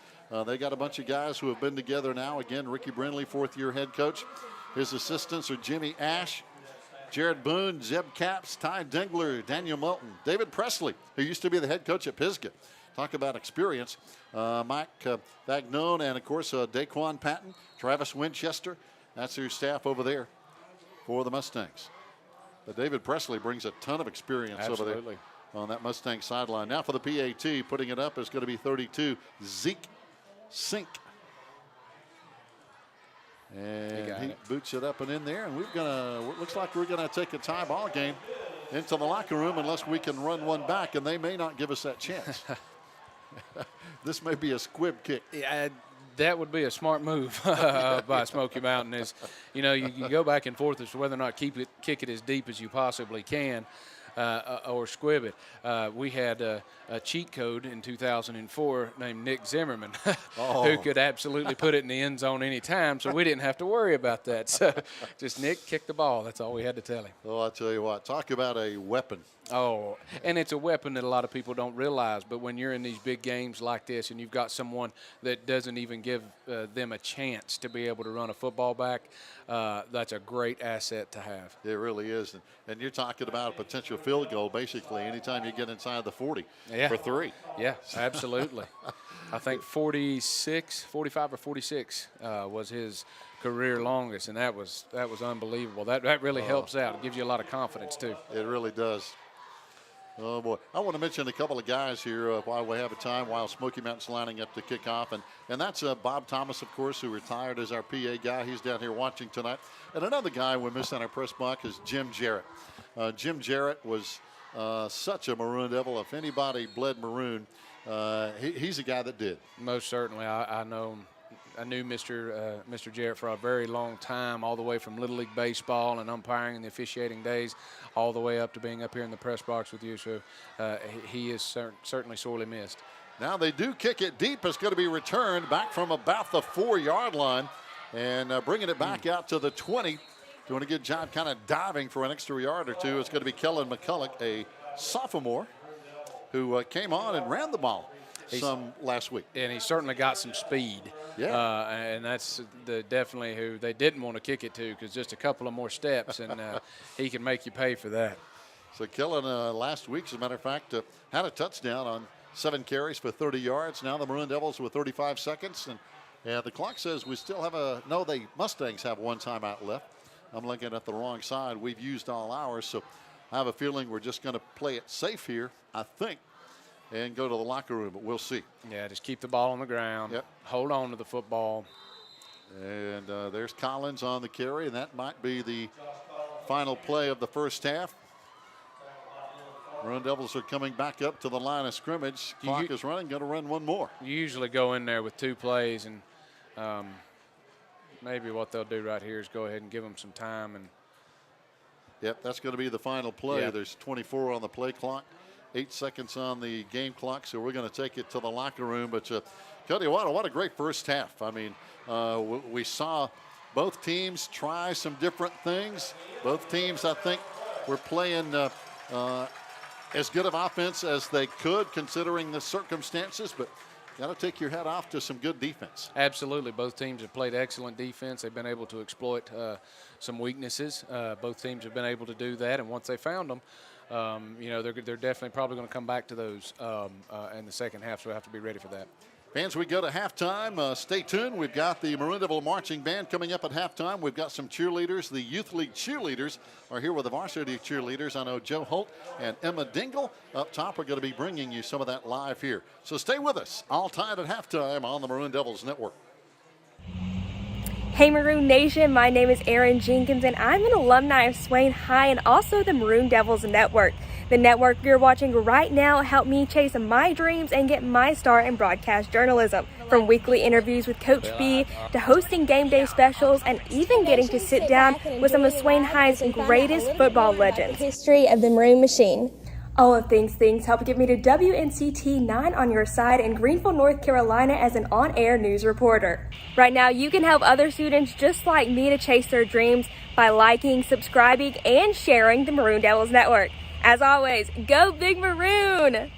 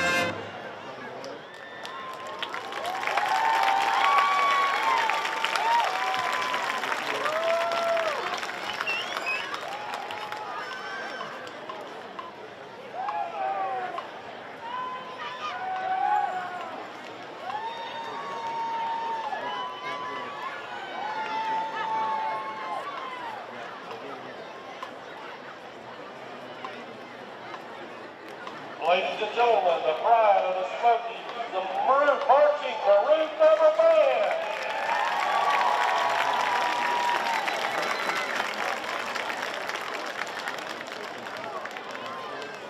Marcia Hicks was the lucky winner of the 50-50 raffle.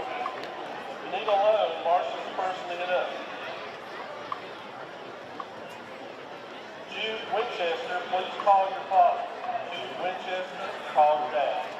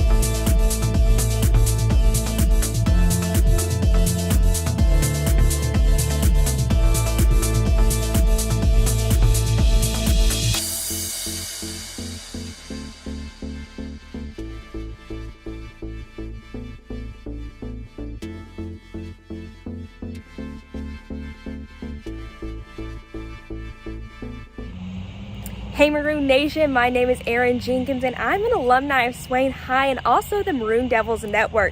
The network you're watching right now helped me chase my dreams and get my start in broadcast journalism. From weekly interviews with Coach B to hosting game day specials and even getting to sit down with some of Swain High's greatest football legends. History of the Maroon Machine. All of things help get me to WNCT 9 on your side in Greenville, North Carolina as an on-air news reporter. Right now, you can help other students just like me to chase their dreams by liking, subscribing, and sharing the Maroon Devils Network. As always, go Big Maroon!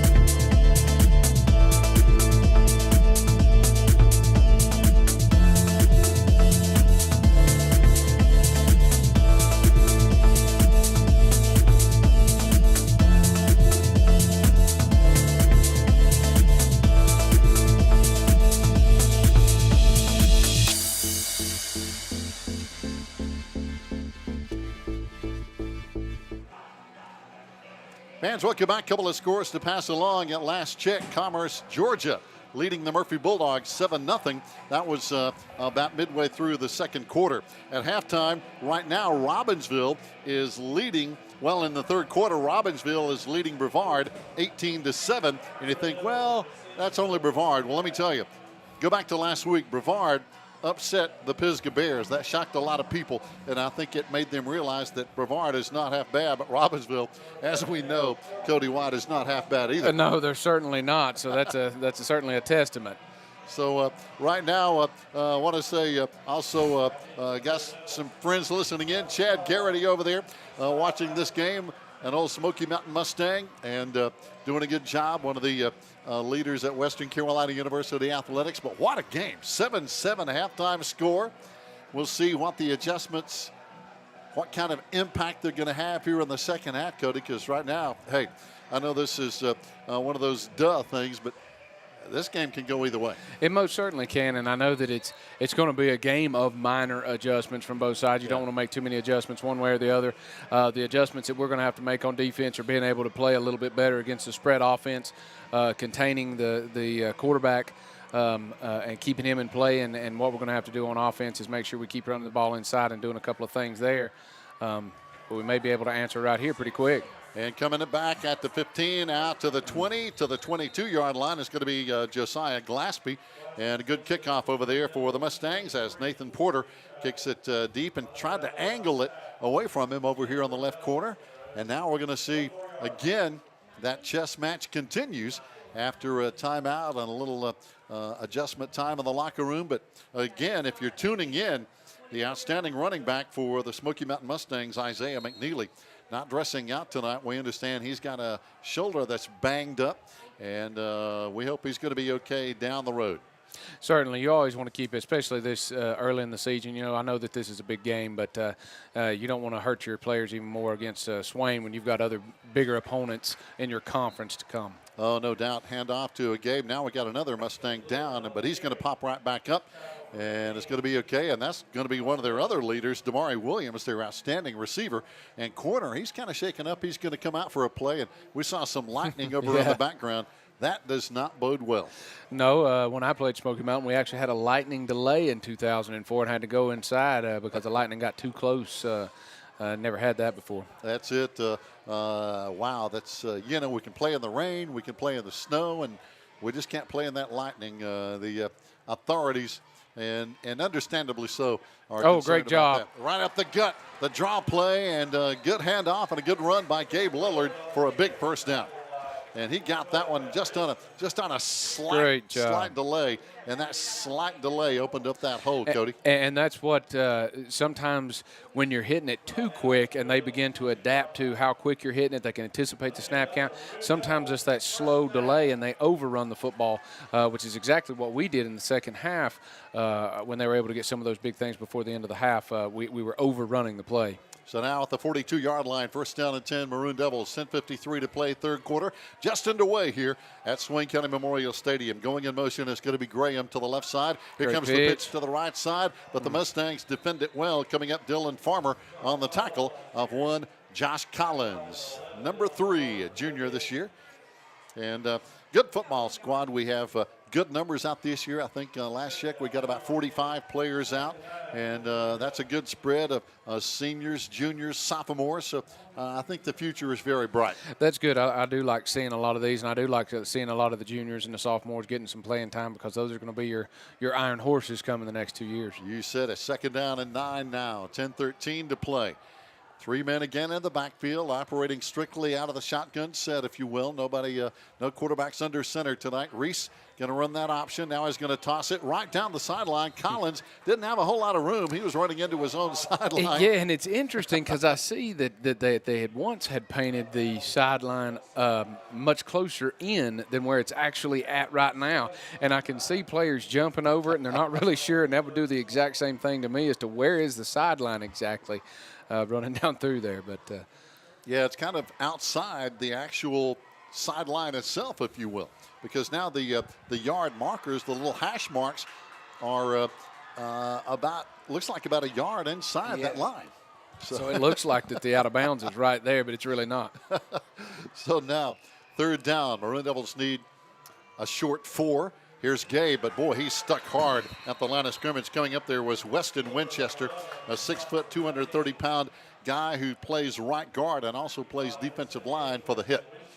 And you would like to see with the momentum that we had there, you would think you'd want to try to go for something like that, but not this early in the game. You have a chance right here to flop sides of the field.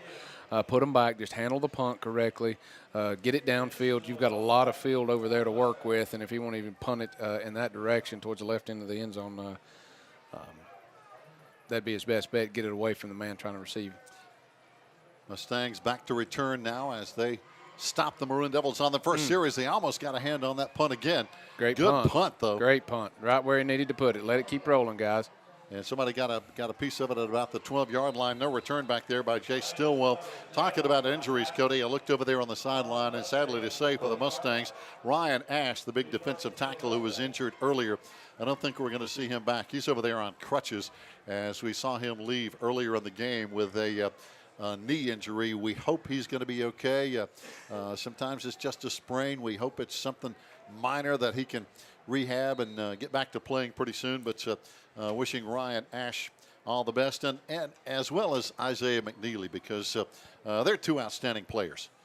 You hate to see that, especially with young kids like this. It's certainly something you hate to see, and you hope they're able to recover and get better and do so quickly. And it may not be a season-ending thing; it may just be something they have to take a little bit of time off. Oh, pass going to be incomplete. Good pass over to Brett Richmond, his first shot tonight, but couldn't hang on. That one had some zip on it from Jed West, their junior all-conference quarterback. And as long as we can, I think that the spread offense, it certainly works and it's certainly still dangerous. But if you're making Jed West throw the ball quicker, making him make those very quick passes, some of them are designed, some of them are trying to get rid of it. You're going to be better off than giving him a lot of time to be able to throw it downfield. Williams splitting out here wide, single Great coverage, job. but they go right up the gut and nowhere to run over there for Jarek Jones. He got the handoff, and he ran into a bunch of guys, Josh Collins, Blake Sane, those linebackers fill in the gap. Again, it was a great job. I know that was something that a lot of the coaches mentioned on the way to the field house a moment ago, is just making sure you tackle. It seems like we're getting hands on, getting helmets on a lot earlier in the play, but we're just not able to wrap up and bring them to the ground when we need to, because yards after contact can really hurt you. Oh, boy, you said it. As now it's going to bring up a third down. Mustangs need 9. Stillwell goes in motion, back to throw. West rolling left, has time, fires, and in and out of the hands of Williams. He might have heard a footstep coming back there. Number 4, Riley Winchester, was really had him in his sights. I think that's what he did, because the way he ran that route, he was looking right at Riley right as he turned, and he knew he was close by. So anytime you leave your feet, you know you're going to get hit. And that was a great job by Riley. Clean tackle, shoulder to shoulder, shoulder to belly, nothing crazy, and put him right on the ground. So a good hit over there, dropping back. Got a couple of guys dropping back this time. It's going to be Josiah Glaspie again, dropping back and punting from his own end zone. Boy, this is a dangerous situation for Mustang punter Matt Brown. He's lining up in the end zone. He'll be punting it, of course, in actual playing territory, and he booms a nice one. Going to be taken at the 49-yard line. Maroon Devils bring it back to the 45, and running into traffic right there is going to be Josh Collins. Outstanding coverage over there by number 6, Jarek Jones. It was. I mean, that's a great coverage for them. Great punt. Because that's what you're always worried about, is either a block punt or shanking one and putting them in great field position. But that was a great job to get it down the field. And we've seen that a lot tonight from Matt Brown, because we've seen several punts from both teams, but he has really been a weapon tonight for the Mustangs and helping their field position tremendously, because that was a really scary play if you're a Mustang punting from your end zone. So now the Maroon Devils line them up. Similar set. This time, tight end, right side. Winchester back to throw. Has plenty of time. Fires right sideline, just off the fingertips. Nathan Bogdanovich down there. Pretty good coverage over there by Dylan Farmer, but just a little too tall. And that's a great play call. You see kind of a size mismatch, and not kind of a size mismatch. There is a size mismatch with Bogdanovich in the corner over here. It's first down. You threw it to where only Nathan Bogdanovich is going to be able to catch that football, and you threw it right at the sideline. So that was a great play call. See what we could do, see if we could get it downfield, and you haven't really lost anything, because now you got 2nd and 10. It was a mismatch. Dylan Farmer 5'9", Bogdanovich probably 6'2" or 6'3". They don't have sizes and heights on the roster, but obviously difference. Oh, boy, the Mustangs, their defensive front got through that time. Coming in is going to be Antonio Lorenzo, their defensive end, and he just blew that play up. And that's what you got to watch. Anytime you're pulling guards, you're pulling offensive linemen, those that are trailing the offensive linemen that just pull to the ones that can catch you from behind like that. And he just came in from that other side and made that stop of the backfield. Loss of a yard, 3rd down, 11 now, 7.5 minutes to play. We're in the 3rd quarter, tied up at 7-7. 3 wide receivers now for Reese Winchester, running to the short side of the field, and he runs out of room as the Mustangs didn't give him any room. And again, coming in there is Joe Hill, their linebacker, with a tackle. And now on 4th down and 12, we're going to have to punt it away. But again, the Mustangs, you could see they were trying to look and see if we were going to go to that wide side of the field. We stayed on the short side, and they had the numbers there. Yeah, and it is hard. I mean, anytime you're running the ball into the boundary, you can't really spread that much into the boundary. Now coming on to punt, going to get away high, but again, Brendan Lanning going to get a good bounce down inside the 20-yard line, and the Mustangs take over at about the 17 with 6.5 minutes to play here in this 3rd quarter. So far it's been another standoff here. Wow, what a game. Just still stalemating, still making the adjustments, still seeing what's working, what's not working, and what you need to do to try to gain that little bit of an edge on the other team. Now Robbinsville starting to pull away from Brevard, 26-7, late in the third quarter. Robbinsville winning over Brevard in the non-conference game as Jay Stillwell on the end around carries for a good gain for the Mustangs. End of the third quarter, Murphy has scored and now leads Commerce, Georgia, 8-7 after three quarters. Murphy with a 1-point lead as they went for two. That was a jet sweep that they ran right there. I'd heard about that and see whether they were going to run that a little bit more. Haven't seen it that much tonight. Of course, that was probably what they were planning on doing with the man they have sitting on the sidelines. But it can be effective. We just have to keep spreading the field when they're running that and keep them inside of us. Sutton going to go in motion, but the handoff and comes straight ahead. Popping it outside, though, is going to be Jarek Jones. But, man, he has nowhere to go, and it is getting physical down there again. Cole Weichel, number 28. Is just playing a great ball game. That's a great job, and that is one thing I've seen about Cole tonight is when he gets his hands around you, he's not going to let you go, and that's exactly what you have to do. And physicality is going to be a big part of this half as it was in the first half, and we have to keep establishing that on every play. That's it. You know, I heard a coach talking this week, Cody, about finishing. You got to finish. And whoever finishes this game strong is probably going to come out with a win. Absolutely. Certainly. I mean, the way that it's going to come down to whoever can finish. Third down. Throw is going to be to the sideline for a first down out across the 30-yard line. A bullet thrown over there in the chest of Brett Richmond for the first down. And I don't know that Cole Weichel was as aware right there as he wanted to be because he was looking somewhere else and the ball went right by him. When he was over there, but that's all right. He'll make that adjustment, and then he might be able to pick one off and take it in for 6 here in just a minute. That's it. Yeah, that one. He probably felt the wind off that went pass. Right by him. First down and 10 now. Mustangs got a man in motion. And fake the jet sweep. Yep. Oh, great, good job. Hand off, and again, Maroon Devil defensive front not giving much. Again, the linebackers coming up doing a good job. That was one of those Lucas Sutton. Trying to plug that gap in there along with some of the other guys coming up from the secondary. Again, Nathan Bogdanovich is always around the football, seems like. Yeah, and that's the great thing about this three front is it allows it frees up a lot of your linebackers. I mean, basically what you have is 5 linebackers playing right there, and it certainly frees them up to be able to come in there and make a lot of plays. And that's what they're doing. And they're doing just that. You're right. When they line up, it looks almost like a 3-5. Now they hand off around the right side. And again, there are just too many numbers over there. Too many numbers. Jay Stillwell, is forced out of bounds over there. And again, that's that sideline to sideline pursuit. Is that a flag down I see over there? It is. It's likely going to be holding. I don't want to call it before I know what it is, but stretching a play like that maybe – Glaspie did a great job on that. Yeah, that's what it is. That's a holding. So, again, the Mustangs, so far tonight, looking at the penalty yardage here, the Mustangs now are going to have 9 penalties for over 100 yards. Our Maroon Devils only 4 penalties. If I'm reading that, 4 penalties, only 20 yards. So, Sherman Holt said we got to cut down on penalties, and they've done that tonight. Absolutely. You just got to play fundamental football. Fundamental football means basic football without any penalties if you want to win it. And normally when a team gets up around the 100-yard mark in penalties, they're not going to win the football game in most cases. Right. And the penalty is going to be against the Mustangs.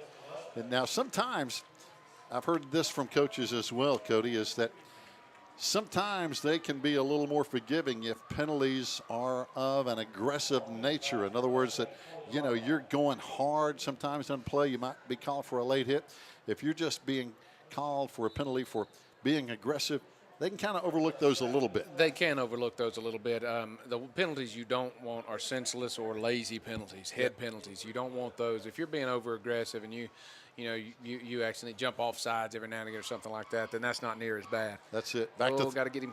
Yep. West throws down the middle. Oh, just missed Matt Brown, the guy who's been punting tonight, but he got hit just as he cut it loose. And I couldn't tell if that was one of our defensive linemen that came in there or a delayed blitz But either way, it put the amount of pressure on the quarterback to not hit that wide receiver the way that he wanted to in that route and force the incomplete pass. Well, I tell you, the penalties that most coaches hate, and that's unsportsmanlike conduct, personal fouls. They hate those penalties. Absolutely, and not to mention not only the penalty, but people don't realize how exhausting it is to get that frustrated. So, yes, and it's 15 yards. Back to throw, West over the middle. Great in traffic, coverage. going to be incomplete. And again, good coverage over there by the Maroon Devils. That looks like Glaspie again. Yeah, it looks like number 13. Yeah, absolutely. I mean, that was a great job.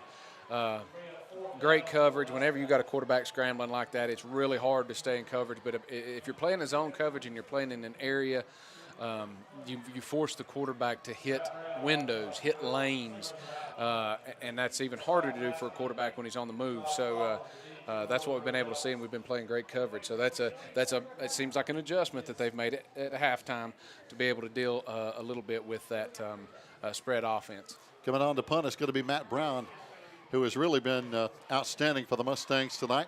It's going to be returnable from the 43. Glaspie almost lost it, gets the handle back, now trying to hit for the sideline, but they're not going to let him.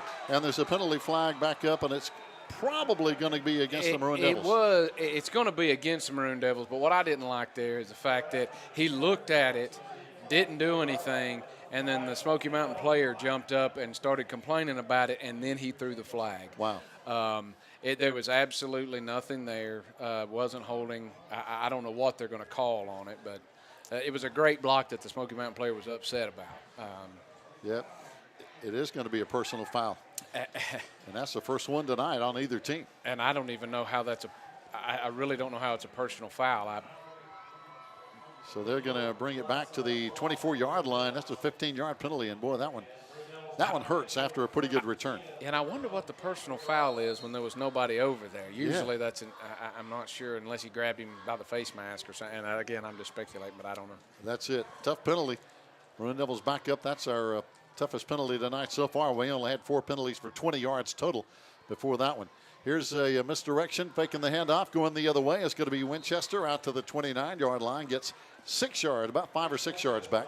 Yeah, some of that misdirection is going to be really good. If we can keep using that and keep them guessing and moving around, that's going to be really good for us. Now the Maroon Devils look to the sideline. Checking back in, it's going to be Reese Winchester. Got the play call over here from the offensive coordinator, Austin Cook, calling the plays. Of course, he's got an old Maroon Devil down there, Michael Watson, a former Maroon Devil quarterback, working with him. Absolutely. I saw Coach Watson throwing the football, and it looks like he still got it. Hey, I think he could suit him up. And he would, too, if they'd let him. Oh, absolutely. No doubt about it. Second down at the 29. And this time Reese started a handoff. He kind of had the football in the back's belly, but he pulled it back. And I'm not sure that one worked out so well because the Mustangs were there. Absolutely. And that's a play that can work very well. We saw it a lot last week with North Buncombe is riding that offensive line. You're being able, or riding the running back with the football, watching the defensive lineman because you can really hurt them because they're guessing the whole time. And all you're waiting on is him to commit one way or the other. Is he going to commit to me as the quarterback or commit to the running back? But Smoky Mountain played it well right there, and they never did commit, and that's the hardest thing to do. It's usually you're trying to get these young players to bite. Third down. Maroon Devils need 7. One wide receiver each way. We throw the slant pattern and got him on a first down. Out to the 39-yard line. Good play call. Good route over there. And looks like, is that Austin Jenkins? It was Austin Jenkins, and that's a great play call. What they were able to do there, confidence in the quarterback, confidence in wide receiver. The cornerbacks have been lulled to sleep. They're looking inside for a run play every single time, and the next thing you know, the wide receiver runs by you, and a slant pattern is a great one to run, especially to get that first down. Talking about the yards here tonight. Right now, the Maroon Devils, 30 carries, 180 yards on the ground, 17 carries, 56 for the Mustangs. Mustangs have passed for 111. The Maroon Devils have passed for about 20 yards total. So, again, we're not. Great play. Get upfield. Yep. Breaking a tackle, spinning around is going to be Glaspie again at the 40-yard line. that was going to be a big play right there, and it had the potential to be. We just missed one block there because one block away from Glaspie being able to get out in the open, and he can run. Yeah. So that's all he needed was just a little bit of an opening there, and he can make this thing 14-7 real quick. Yes, he can. Josiah comes out, coming back in. It's going to be the tight end who plays a lot both ways. We're talking about Nathan Bogdanovich, one of our seniors who is a leader on this team. And he's going to line up. Looks like now the Maroon Devils 3 wide receivers. Yeah, Nathan's in a slot over here on the right side. Here comes Reese running over here to the right side, and he's got the first down.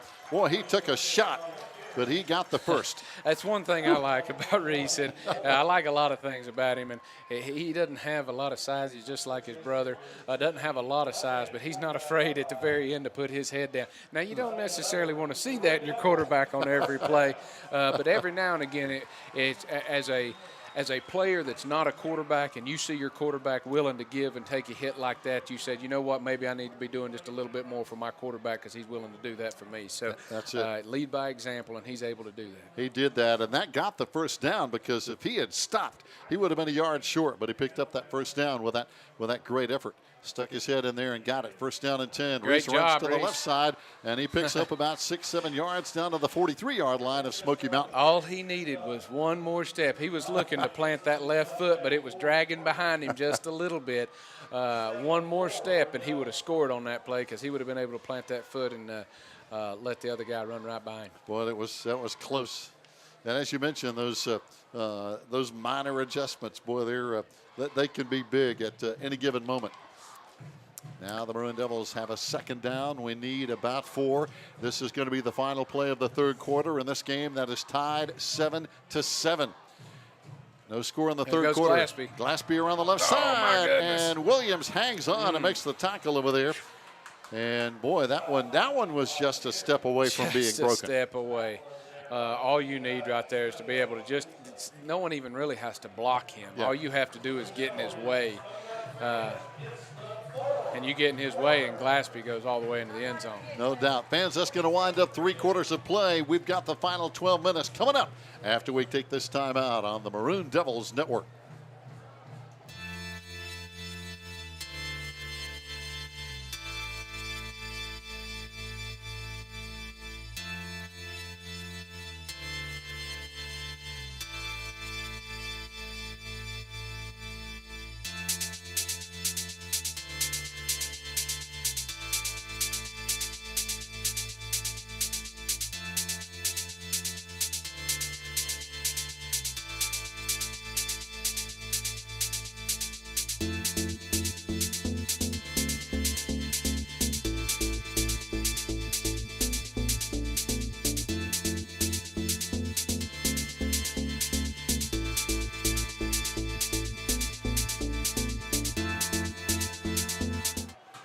Fans, welcome back. We have played 3 quarters here at Swain County High School. We're tied at 7-7. Some updated scores in just a moment. Right now, we've got whistles. And the chains were not set. Oh. So, yeah, they're waiting on the chains to get set over there. And by the way, some scores. Right now, Murphy leads Commerce 15-14. A 1-point Murphy lead with 7:48 to play. And right now, Robbinsville all over Brevard 26-7. At the end of the third quarter. But Murphy is, pardon the pun, in a dogfight with Commerce, 1-point ball game in the fourth quarter. And ours is even closer at 7-7. Yes, it is. Man. Certainly a dogfight here as well. Mustangs on the Maroon Devils got a man in motion. It's going to be Austin Jenkins. Great he goes job. to the right side. Here's Josh Collins up the gut down to the 37-yard line. That's enough for a Maroon Devil first down on the first play of the fourth quarter. And I know everybody's looking for the big play, and I just made the comments a moment ago that a couple of plays are just one step away, one more step, and we're able to break it. And eventually we will. But I tell you what, if you can run those plays that get 7, 8 yards, 6, 7, 8 yards a play, you control the clock, you chew down the field, you score the touchdown, and those are just as effective as the big plays. Oh, you said it. And right now, ball control, this is Maroon Devil football at its best. Ball control, those time-consuming drives. Absolutely. We've seen it so many times over the years. Here comes Collins again up the middle. down to the 32.5, almost 33-yard line. Going to bring up a second down now. The Mustangs starting to sub a little bit more on defense. And, hey, this is only the second game of the year. And, Cody, it's a warm, humid night. So, yeah, you're going to see guys on both sides. They're getting tired. Yeah, they're going to start wearing down. You're going to start seeing cramping, especially earlier on in the year, dehydration, cramping, things like that. And we're certainly going to be seeing this right now because everybody's staying on the field and then they're just chewing the clock up. Second down now, 11 minutes to play, 7-7 tie, 3-man backfield. We've seen it all night. Reese throws on a little comeback route over here by Austin Jenkins down to the 31. A short gain, going to bring up third down and still about 4, almost 5. And there was a cramp right there by Smoky Mountain. Starting to cram up a little bit. And then that was a great play call. That was one. It was not necessarily a slant. It's like an inside screen, almost like a bubble screen. But the pass was just a little bit off. Jenkins had to slow down to try to catch that ball, and when he did, that kind of messed up a little bit of the blocking up front. But it was a great play call, keeping them on their feet. As long as you can keep the defense guessing, you're not only going to be ahead of the game with knowing the play, but you'll be ahead of the game with their delay. Oh, no doubt. Here comes Reese on the option, pitches out, and Collins breaks a tackle at the 30. All the way down to the 25. That second effort that got the first down because he took the hit behind the line of scrimmage. And that, again, that's a great example of those that are going towards it. And they made the same mistake we've made a couple of times, is laying out, making the contact, but not actually wrapping up. And once you're that far behind the line, if you miss, there's nobody else. Oh, so if you're going to make that commitment, you better make sure you wrap up and get him on the ground. So good effort over there by Josh. Had 44 yards, a couple of catches last week in the win over North Buncombe. First down now inside the 25 at the 24 of Smoky Mountain. 3-man backfield again. Got a wing on the left side. Misdirection handoff. Here comes Glassby around the right side. There he breaks goes. A tackle. He's inside. And he scores. Wow. He broke that tackle. That was a great job. He broke about 3 tackles right there. And as you can see, Smoky Mountain, I mean, they've got players, and not talking about hurt, they're cramping up. But they had players laying all over the field where he was able to break those tackles and do a great job. That's going to be a big play for Swain on into the season when you start getting teams that you can lull to sleep by running inside, and then you've got a player like Glassby that can get outside and is strong enough and fast enough to be able to break those tackles. That's going to be a big play. That was a huge play. You know, we almost saw that happen in the third quarter, Cody, when he ran over there to the left side a while ago. And he was just a step away. Now for the PAT, it's going to be Brendan Lanning, and he kicks it up. And this is going to be good. Great yes, job. it is. 14-7, Maroon Devils on top. 9.5 minutes to play. We'll be back here on the Maroon Devils Network.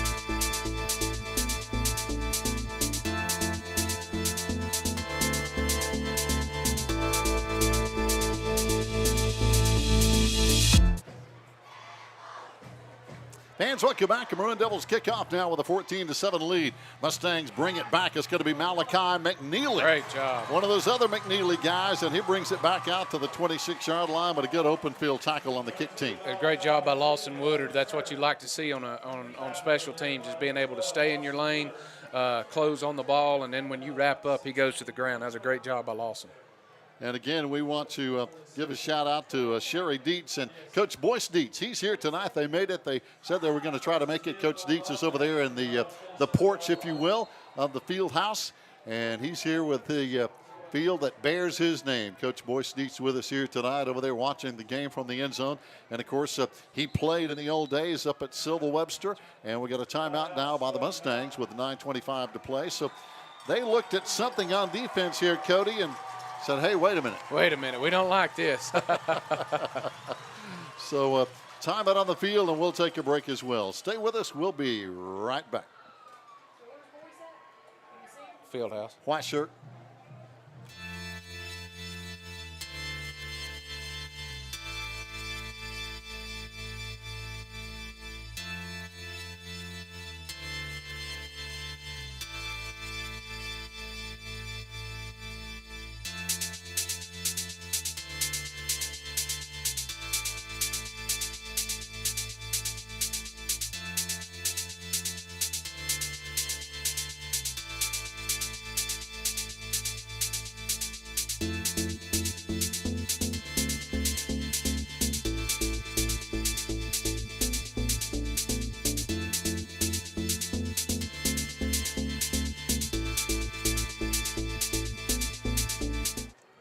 Fans, welcome back. Mustangs after a timeout now have used one. It's a 14-7 Maroon Devil lead. 9:25 to play in the fourth quarter.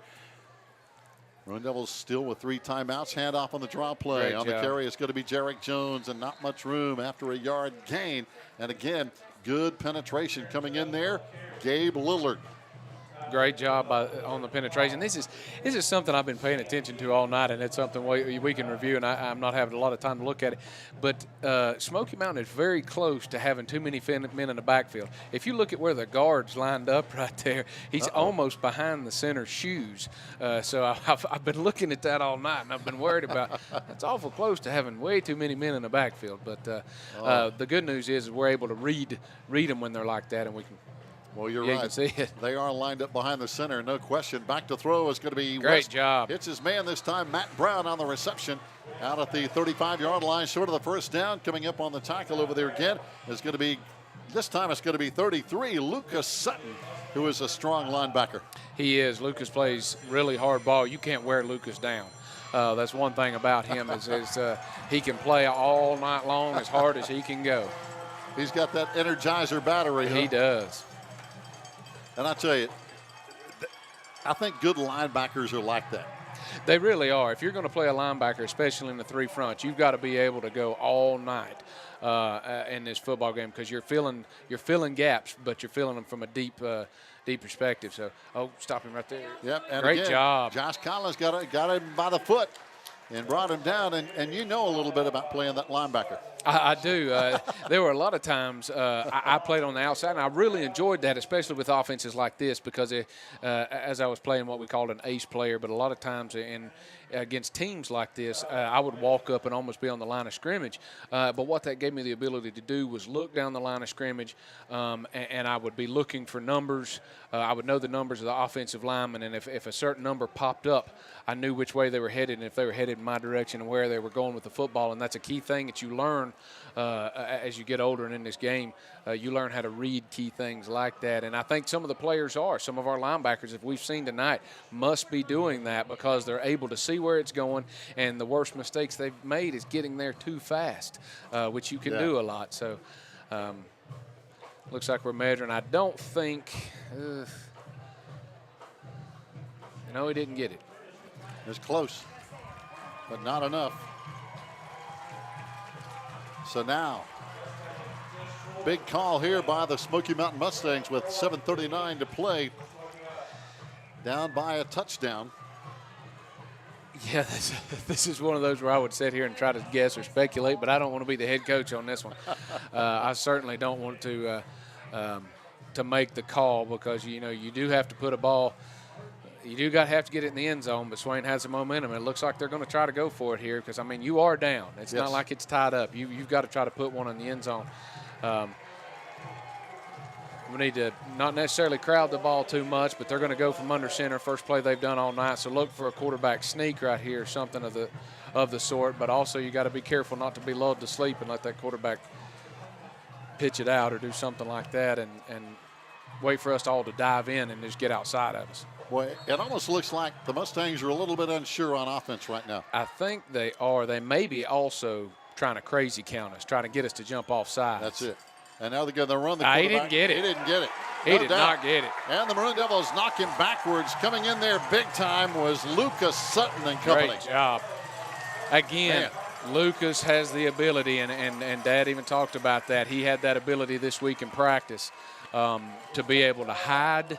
When you're playing in a three-front defense like that, you want your linebackers to hide. And that sounds funny, but you can get in a place where the offensive linemen don't know how to block it. But in that case, he just knew where it was going. He read it, and as soon as that quarterback tried to pop that ball outside, man, he was all over him. That's a big stop. The Maroon Devils get the football 1st and 10. I saw big LD Luquire come off the field down there a moment ago.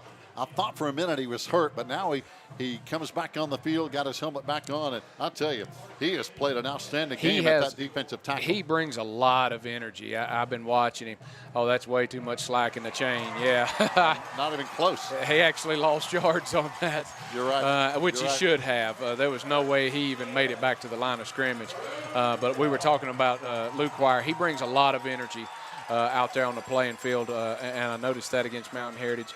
And certainly against North Buncombe, and so it's good to see him back out there. It scares you a little bit when they come off. But yeah, when he came off and took his helmet off, he was limping a little bit, but he got his helmet back on and he's okay. But that was a huge momentum builder for the Maroon Devils right there with that stop. And we need to just go ahead and put this one in the end zone. Take up as much time on the clock as you possibly can. If you bust one and score, that's okay too. But that's it. Take up time, hang on to the football, keep the momentum. And put another one in the end zone. 7:27 to play here. Reese with the Great fake. job. Gets a block out to the right side, but it's going to be spun down actually for a loss. Trying to hold his block over there again was Gabe Lillard, but just too many guys to block. And some of the play calling right there is it's not guessing. What you're doing is you're seeing how they react, seeing how they react, and eventually you just call the counter to that play. Handing the ball off just like you did, and you're going to lull them to sleep because they had 3 to 4 defenders up there on the top side. Well, there's no way that they had everybody to be able to cover what we had down here. So the coach is just seeing, playing, picking around, playing that chess match, and seeing where the weaknesses are going to be. 2nd down and 12 now. Got a receiver on each side. Hand off to Collins. Collins around the right side. Got some blocking. Picks up about 4 yards. Might have been a flag coming in. I saw a flag come in. It was thrown right at the tackle. So it's either going to be holding or potential of a face mask. I can't. Yeah, hard to tell. Penalties have been big in this ballgame. Especially they've really hurt the Mustangs. Looks like it might have been a face mask. Because it was right at the tackle. I mean, and he's facing this way. So it looks like it. Yep, he's going toward the end zone, and it is going to be a personal foul face mask. 15 yards, boy, that's going to help. Oh, boy, that hurts. Again, the Mustangs here tonight in penalties have had 10 penalties now for 112 yards. And when you cross that 100-yard line in penalties, that's bad news. It is bad news. It's hard to win a football game with 100 extra yards against you. In a game like this. In a game like this especially. 14-7, that's a huge, huge penalty at the 18-yard line now. The Maroon Devils 1st down inside the red zone. Similar set that we've seen pretty much all night. Mustangs jump offside. That's going to be 5 yards. So that's going to bring up 1st down and 5. And right now, I hate to put it in this vernacular, but the Mustangs are shooting themselves in the foot a little bit. They are. There's, and really, if you can really start pushing down, you'll see them really come unraveled. Yeah. But that's when you see a team coming unraveled. You have to remind your players, and I'm sure Coach Holt's doing that as well. The other coaches, you've got to keep your composure. You're not on their. You're not in their situation right now. So keep your composure, keep your cool, let them do their thing, and keep racking up penalties that are helping us move down the field. 1st down and 5 now. Different set this time. Got one wide receiver to the right. Got a tight end strong left with a wing over here.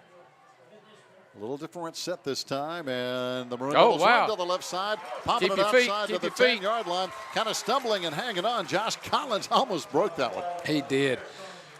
And that is so hard sometimes when you get rumbling and bumbling like that and someone clips you in the wheels like that, it's hard to keep your feet, especially when you're moving like that. But that's a great job, and that's one of those plays that's different than anything that Smoky Mountain's seen all night. But it's part of a package of things that we've been running, and that's a great job by the offensive coordinator here to be able to mix it up like that.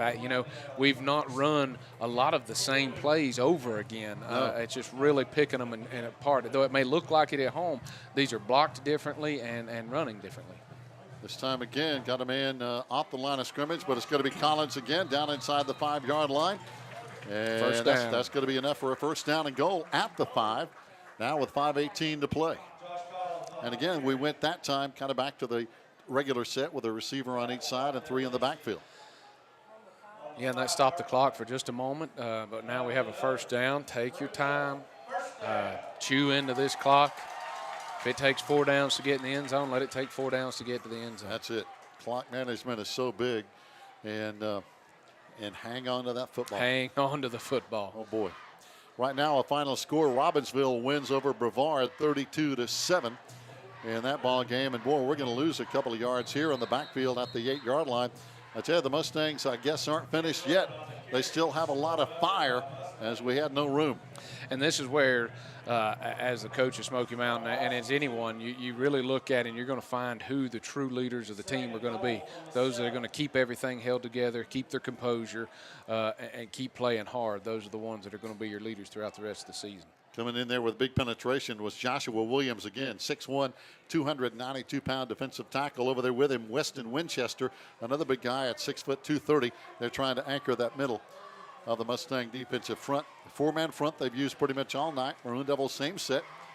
Winchester hands off. No, he keeps it. Great job. Man, right up the gut for the touchdown. Boy, he faked the handoff, and everybody went after Collins. They did. They went after Collins, and then he had one stutter step. He tried to bounce outside, and that's a great job because hopefully he'll remember that. Reese has been bouncing outside a little bit too much on into the game, and it puts him in a bind because now you run into the Oh, we got a penalty flag down. I believe it was a celebration penalty after the play. After the play. But he's been able to stick his foot in the ground right there and get upfield, and that north and south kind of running is really good. Well, that was, again, just a huge a flow play. Everybody was flowing towards, again, Josh Collins. But Reese still had the football and had some room and went in. Somebody might have got one hand on him, but that was it. And so now it's probably going to be assessed on the kickoff with 4 minutes to play, and the Maroon Devils up 20-7. But again, a final, Robbinsville wins over Brevard 32-7. At last check, Murphy leads Commerce by 1, 15-14 with 7:48 to go, with some of our scores around the Smoky Mountain Conference. Now for the point after. Coming on is going to be Brendan Lanning and a whistle. I don't know who that was on. I think Smoky might have jumped. Flying in was Lincoln Sutton, and boy, he was trying to come in and block it.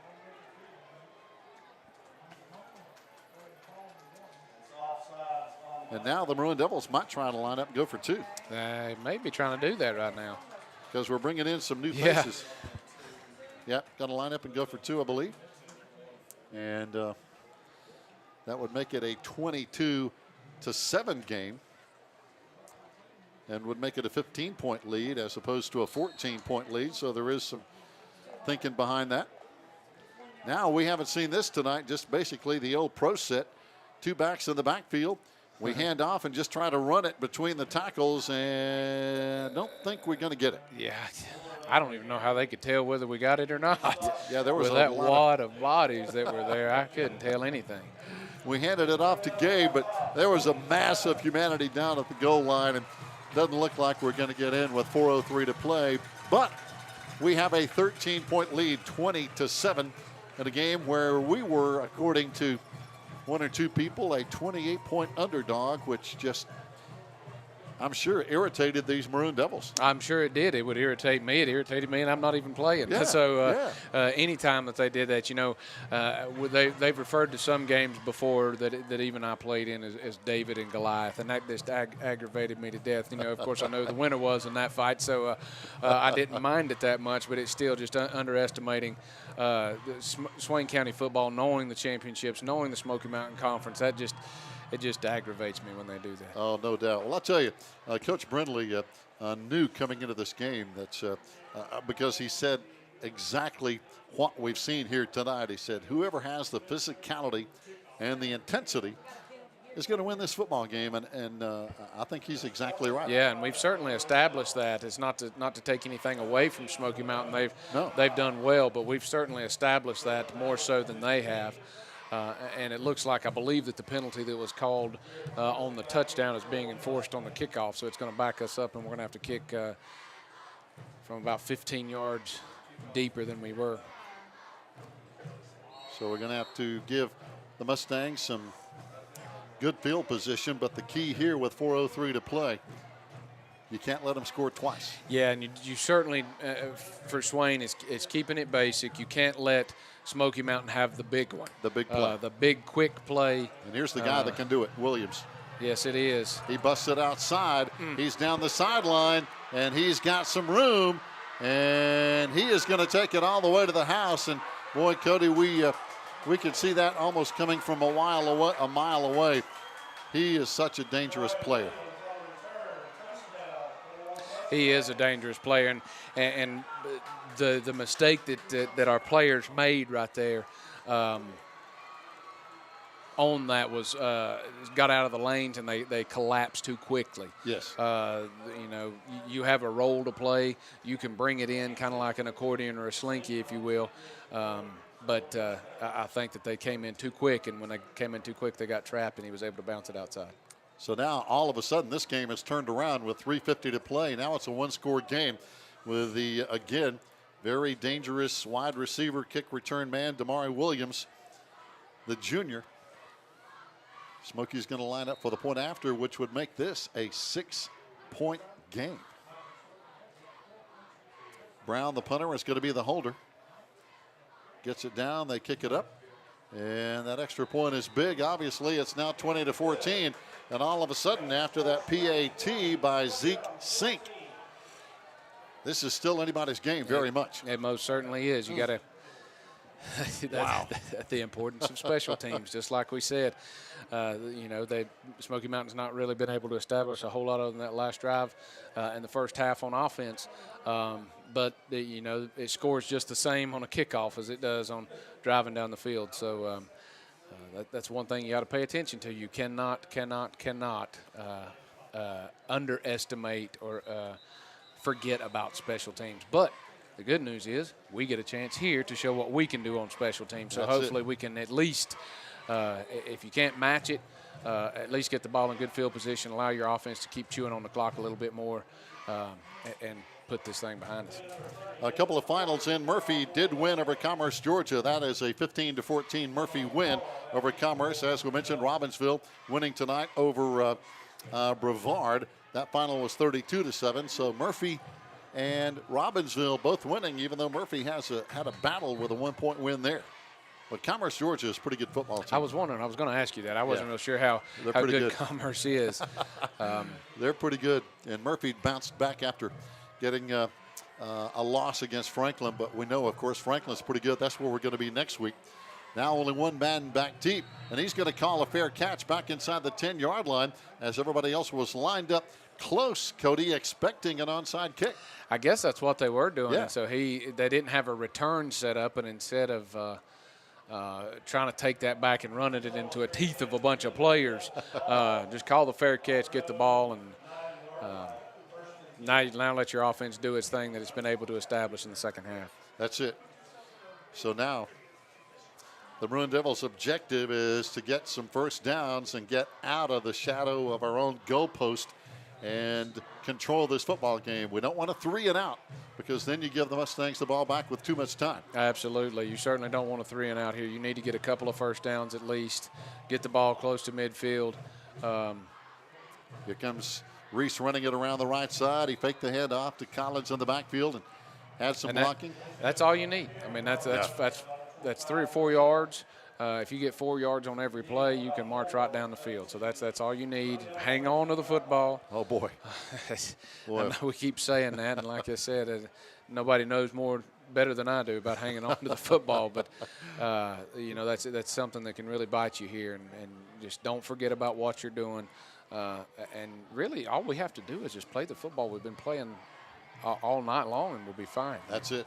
And as you know, as being a running back and quarterbacks who handle the ball on every play or two, boy, that's, as you mentioned, Cody, that's huge. It is. You really have to pay attention. Here comes the handoff. This time it's going to be Collins as he runs out across the 15-yard line. That's going to be short of the first down. They're going to spot it at the 17. We need a couple more on 3rd and 2. One more run like that, get the first down, stop the clock, and then about 2 more first downs after that, and without some timeouts, that's really going to put them in a bad situation. You said it. And again, we're so happy to see Coach Boyce Dietz over there. We think Coach Billy Jenkins is over there watching him and watching with him over there on the porch at the field house. And now that's another great duo. I'm sure it is. I was about to say, I'm sure there's some great conversations happening over there. Some stories between those two. Oh, yes. Billy Jenkins is quite a storyteller, and so is Coach Dietz.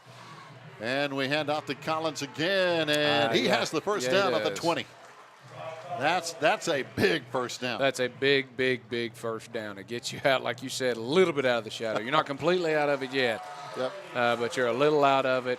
You continue to establish, your will up front, and you're chewing up that clock. That's it. Now the Mustangs have 2 timeouts. We have 3 timeouts. Now with 2:10 to play, the Mustangs, I have a feeling, may use a timeout here very soon with the clock running down to 2 minutes. And now the Maroon Devils can really use that play clock. And that's what he's doing right now, and that's a hard part for the head coach to be in, is do you use your timeouts on defense, or do you hope that something happens and you're able to use them on offense? But that's it. Can't take them home with you. You got it right. And now got a man in motion, and we're going to keep it on the ground, of course. And oh boy, the football is on the ground. The football was on the ground momentarily, but I think the Maroon Devils may have it back. Let's see. I don't know what happened. They called a timeout. Yeah, I'm not sure either. I thought for a moment the ball was loose. And it may not have been. I don't know. I think the Mustangs called a timeout, and they just didn't.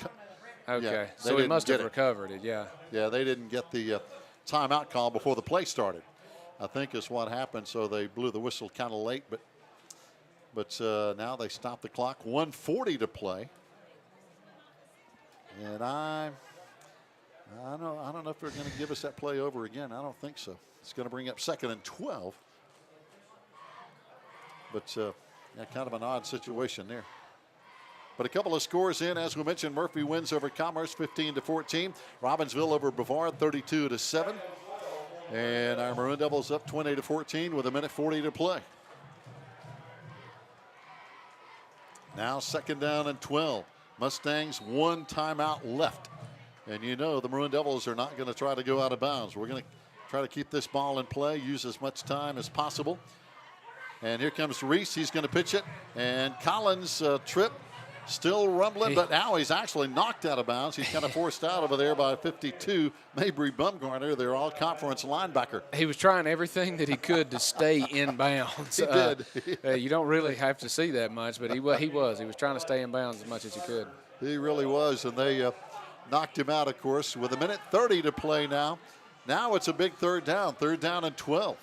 This is a huge 3rd down. You got to be able to do something to get the ball down there and try to get a first down. The first down will really help, obviously help Swain right here, not only with moving the ball down the field, but also that would almost seal it. And now we got a whistle, and I think we might have used a timeout. Yeah, I saw a lot of commotion down there, and I was trying to figure out what was going on while I was talking, and lost my train of thought there for just a second. I was trying to figure out what Coach Holt was doing, but he was just trying to get the officials' attention to call a timeout. Yeah, we want to make sure everybody's on the same page for this play on 3rd and 12. And you've got to believe that we would pass it, but that's not a certainty with 1:30 to play. It's not necessarily a certainty. Because, of course, you run the risk of interceptions, fumbles, and anything else. But, a 3rd down play is a good draw play if you have one. I'm not sure if that's in the arsenal, if they do have a draw play. Or a screen. A screen. Even something as quick as a slant, like they ran a minute ago to Jenkins. I mean, you run a quick slant at 7 or 8 yards right off the bat, and all you need is one missed tackle. Oh, boy. And you can really move down the field. One missed tackle, and this ball game is done. So now here we go. 3rd down and 12. Maroon Devils a minute 30 to play, up 20-14. Mustangs want the ball back. This is our, we got a different set. 4 men in the backfield. This may be a good draw play right here. Different look. We hand off around the left side and not getting the first down. And again, it looked like Glaspie on the carry. Yeah, about 3 or 4 yards shy, maybe. Actually, maybe only a couple of yards shy, but he was close. He was close. It gave us an excellent opportunity at it. And I think he might have been forced out of bounds again, stopping the clock with 1:24. So now we got a punt with 1:24 to play. So, oh boy, hang on to your hat, folks. This one is still in the balance. Dropping back is going to be Jay Stillwell, number 1, the return man. We need another man. We're missing somebody. And I believe Josh Collins. You got 4 seconds left, Coach. Is going to punt. Oh, now we're going to have to use a timeout. Yeah, we were almost going to be penalized because we were a man short. We only had 10 men on the field. And Coach Holt not happy about that. No, that's something you're not happy about. That's something that's a mental mistake. It is a mental mistake, and that hurts because that timeout could really be useful in just a minute. Oh, boy. You hope you don't have to use it, but you have most certainly got to have, and it does get confusing when you've got people that come on and off here and there, but you certainly have to have those teams ready to go on the sidelines. I know that was one thing that we had. We had a coach that was specifically designed. You get those groups together, you have them together, and be ready to put them in there whenever it's 4th down, or we need to change an offense or defense. You have those group of guys together. All right, now the Maroon Devils getting back in punt formation again. And again, it looks like that we're going to use a different punter this time. It's going to be Josh Collins to punt. We've had 1 or 2 that were blocked. Low snap. Collins gets it away, but a nice punt. Great nice punt. Oh, and get it. And there's going to be no return. I tell you, that was a good punt by Josh Collins really because it was a low snap. It was a low snap. At that point, just get it up, get it down the field. That'll make your heart stop. Yeah, make them have to go more than 30 yards to get in the end zone. Yeah, that's a scary play with the game in the balance with 1:18 to play, and now the Mustangs have the ball back.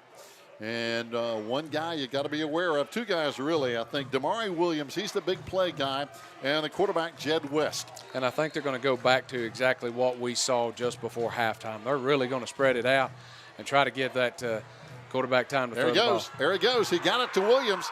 He's the go-to guy. We were just talking about that. He's the guy that returned it a few minutes ago for that touchdown, and now they go to him on 1st down. And get a first down. And that wasn't bad coverage at all. Nope. Glaspie was all over him. He just was able to read the ball and almost like a comeback pass, be able to jump up and catch the football. And Williams is a big target at 6'2", and he has speed. So now West in the shotgun, 1:08 to play. Each team with a timeout.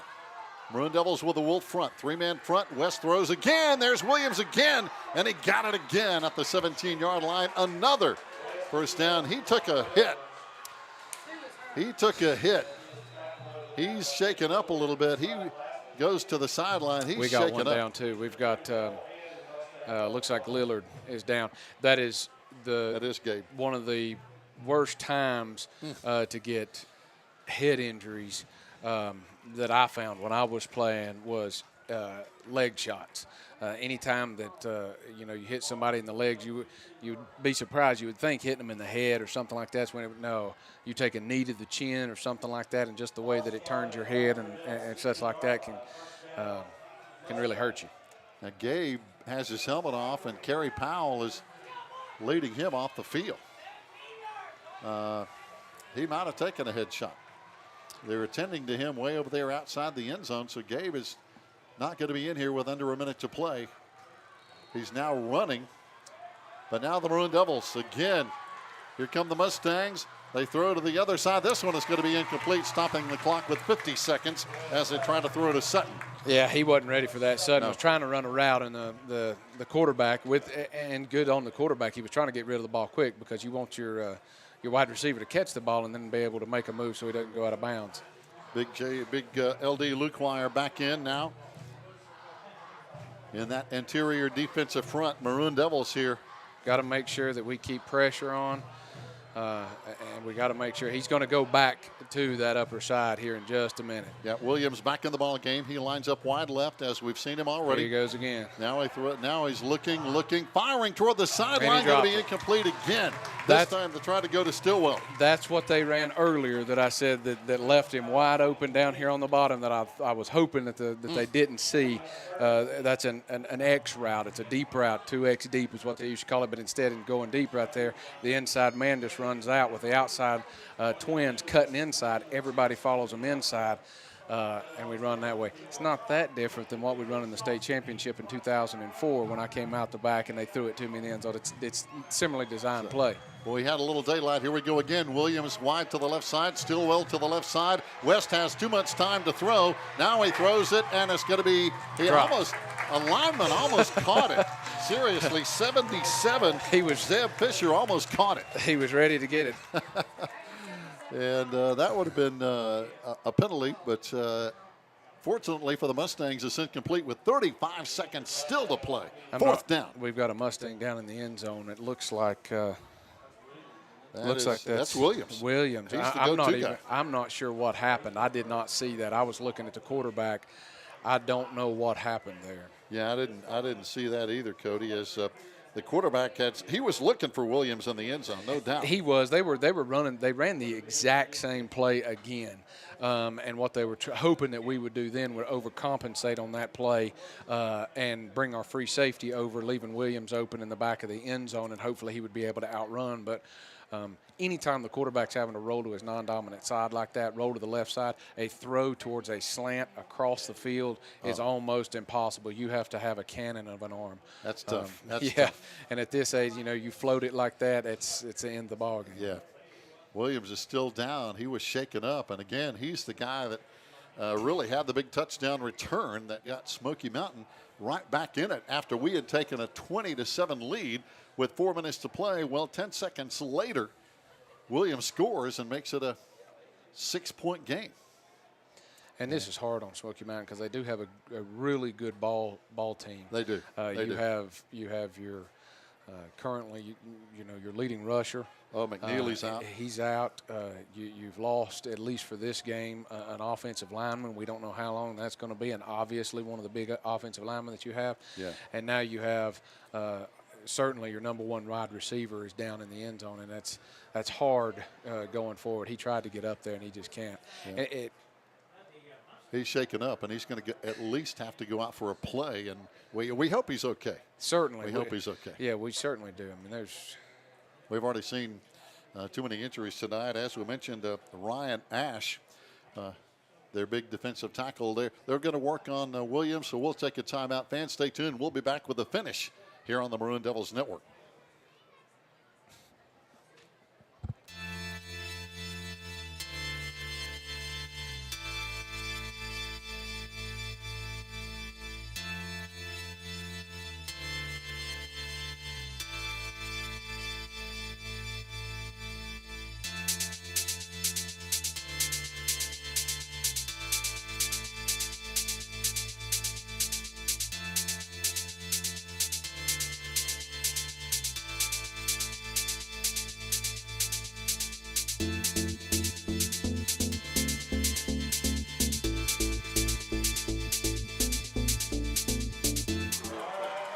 We're back.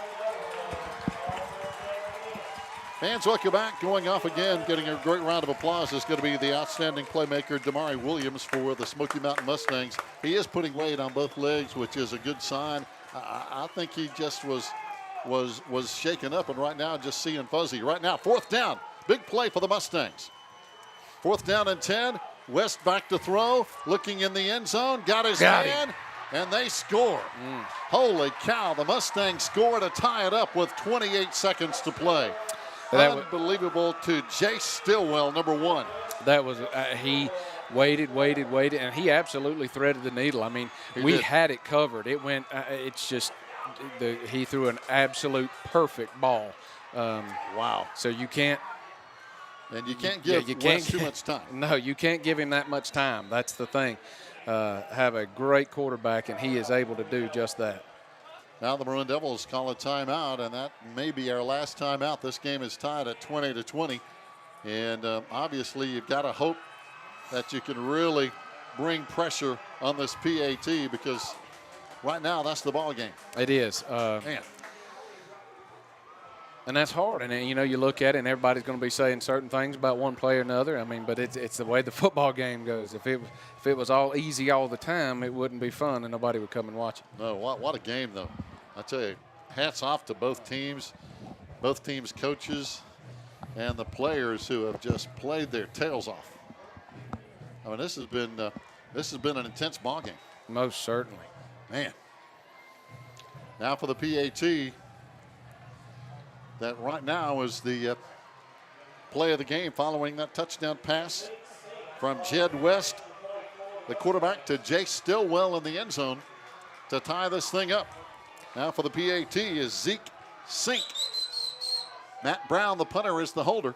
See if they can get somebody around the corner. And they get it up, and they boot it right down the middle. And right now the Mustangs have a 1-point lead with 28 seconds to play. Wow. What a change of heart in 4 minutes. Yeah. Maroon Devils were up 20-7, and now the Mustangs have scored 14 unanswered points in about 3.5 minutes. And wow. boy, yeah, that's something else. That's hard. That's hard to deal with it. Yes, it is. That's and of course the Mustang fans, they're loving it if they know what happened last year at Smoky Mountain when the Maroon Devils won 21-9.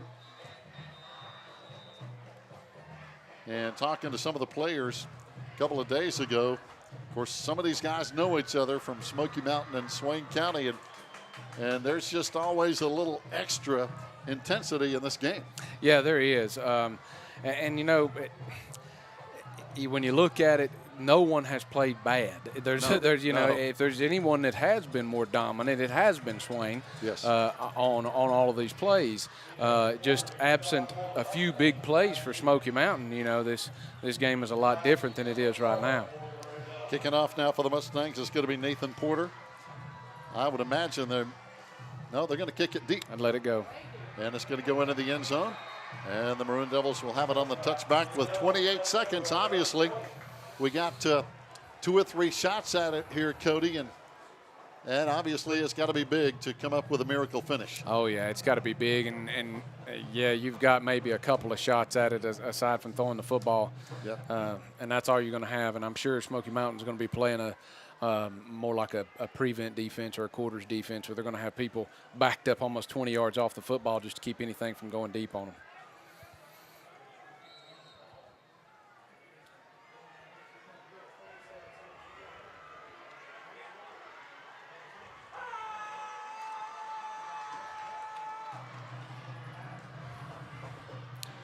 Here we back go. To throw. Reese back to throw, looking. Oh, he's got him open. Down the right side, Gabe is there. Oh, did he get it? gracious. No, they're going to say incomplete. Oh, goodness gracious. He had him open. So just briefly, almost a big play there, Cody. Almost a big play. Absolutely. I mean, it's it's hard to be in this position because you're just you're winging a prayer on a lot of the plays, but yeah, winging a prayer on a lot of the plays. But you're looking for the big one, and then Smoky Mountain has to really pay attention. Big plays can happen at any time. So hopefully, within the next 18 seconds, we can have a big play come up here. See, we're probably going to throw the ball again. Maroon Devils back in a 3-man passing set. Back to throw. Reese Winchester rolling to his right. 14 seconds to play. Throwing downfield is going to be incomplete, out of bounds again now with 9 seconds to play.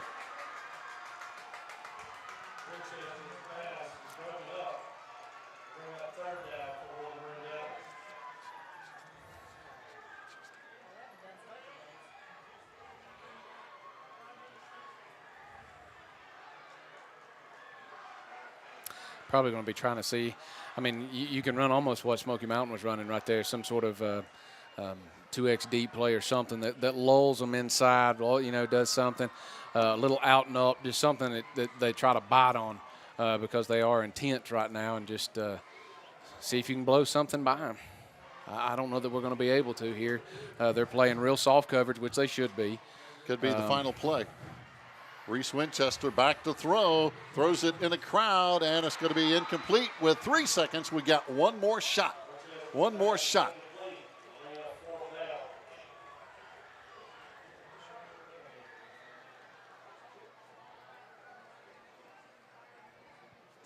.9 seconds.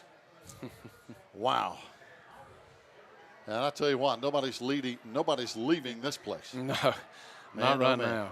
Got to keep an eye on. And then there's certainly, if Swain can't come down with the win right here, if I was looking at this and watching as a neutral observer, if I will, as far overall, Swain is the more dominant team. And everything that we've done all night long. Well, you look at the just the yards itself. 233 yards for the Mustangs, 287 for the Maroon Devils. We're certainly the most dominant team. Here comes pressure. Reese rolling to his right. Final play of the night. Throws it long down the field, and it's going to be incomplete. And I don't see any flags, and I think that may be the ball game. And what a game. Yeah, we had Bogdanovich open right there. Yes, we did. I thought he had a shot at it. Wow. What a wild game. That was a wild game and a wild ride for sure. Unbelievable. And it's a great job. Nothing to hang your head about. The kids played well. Absent what we've seen a lot in a lot of good games is 1 or 2 plays. You take away, just good kickoff coverage in the fourth quarter, and this doesn't happen. You're nowhere near this. So that's something you really have to pay attention to. So you just got to take away the big plays. You take away the big plays in a completely different ball game.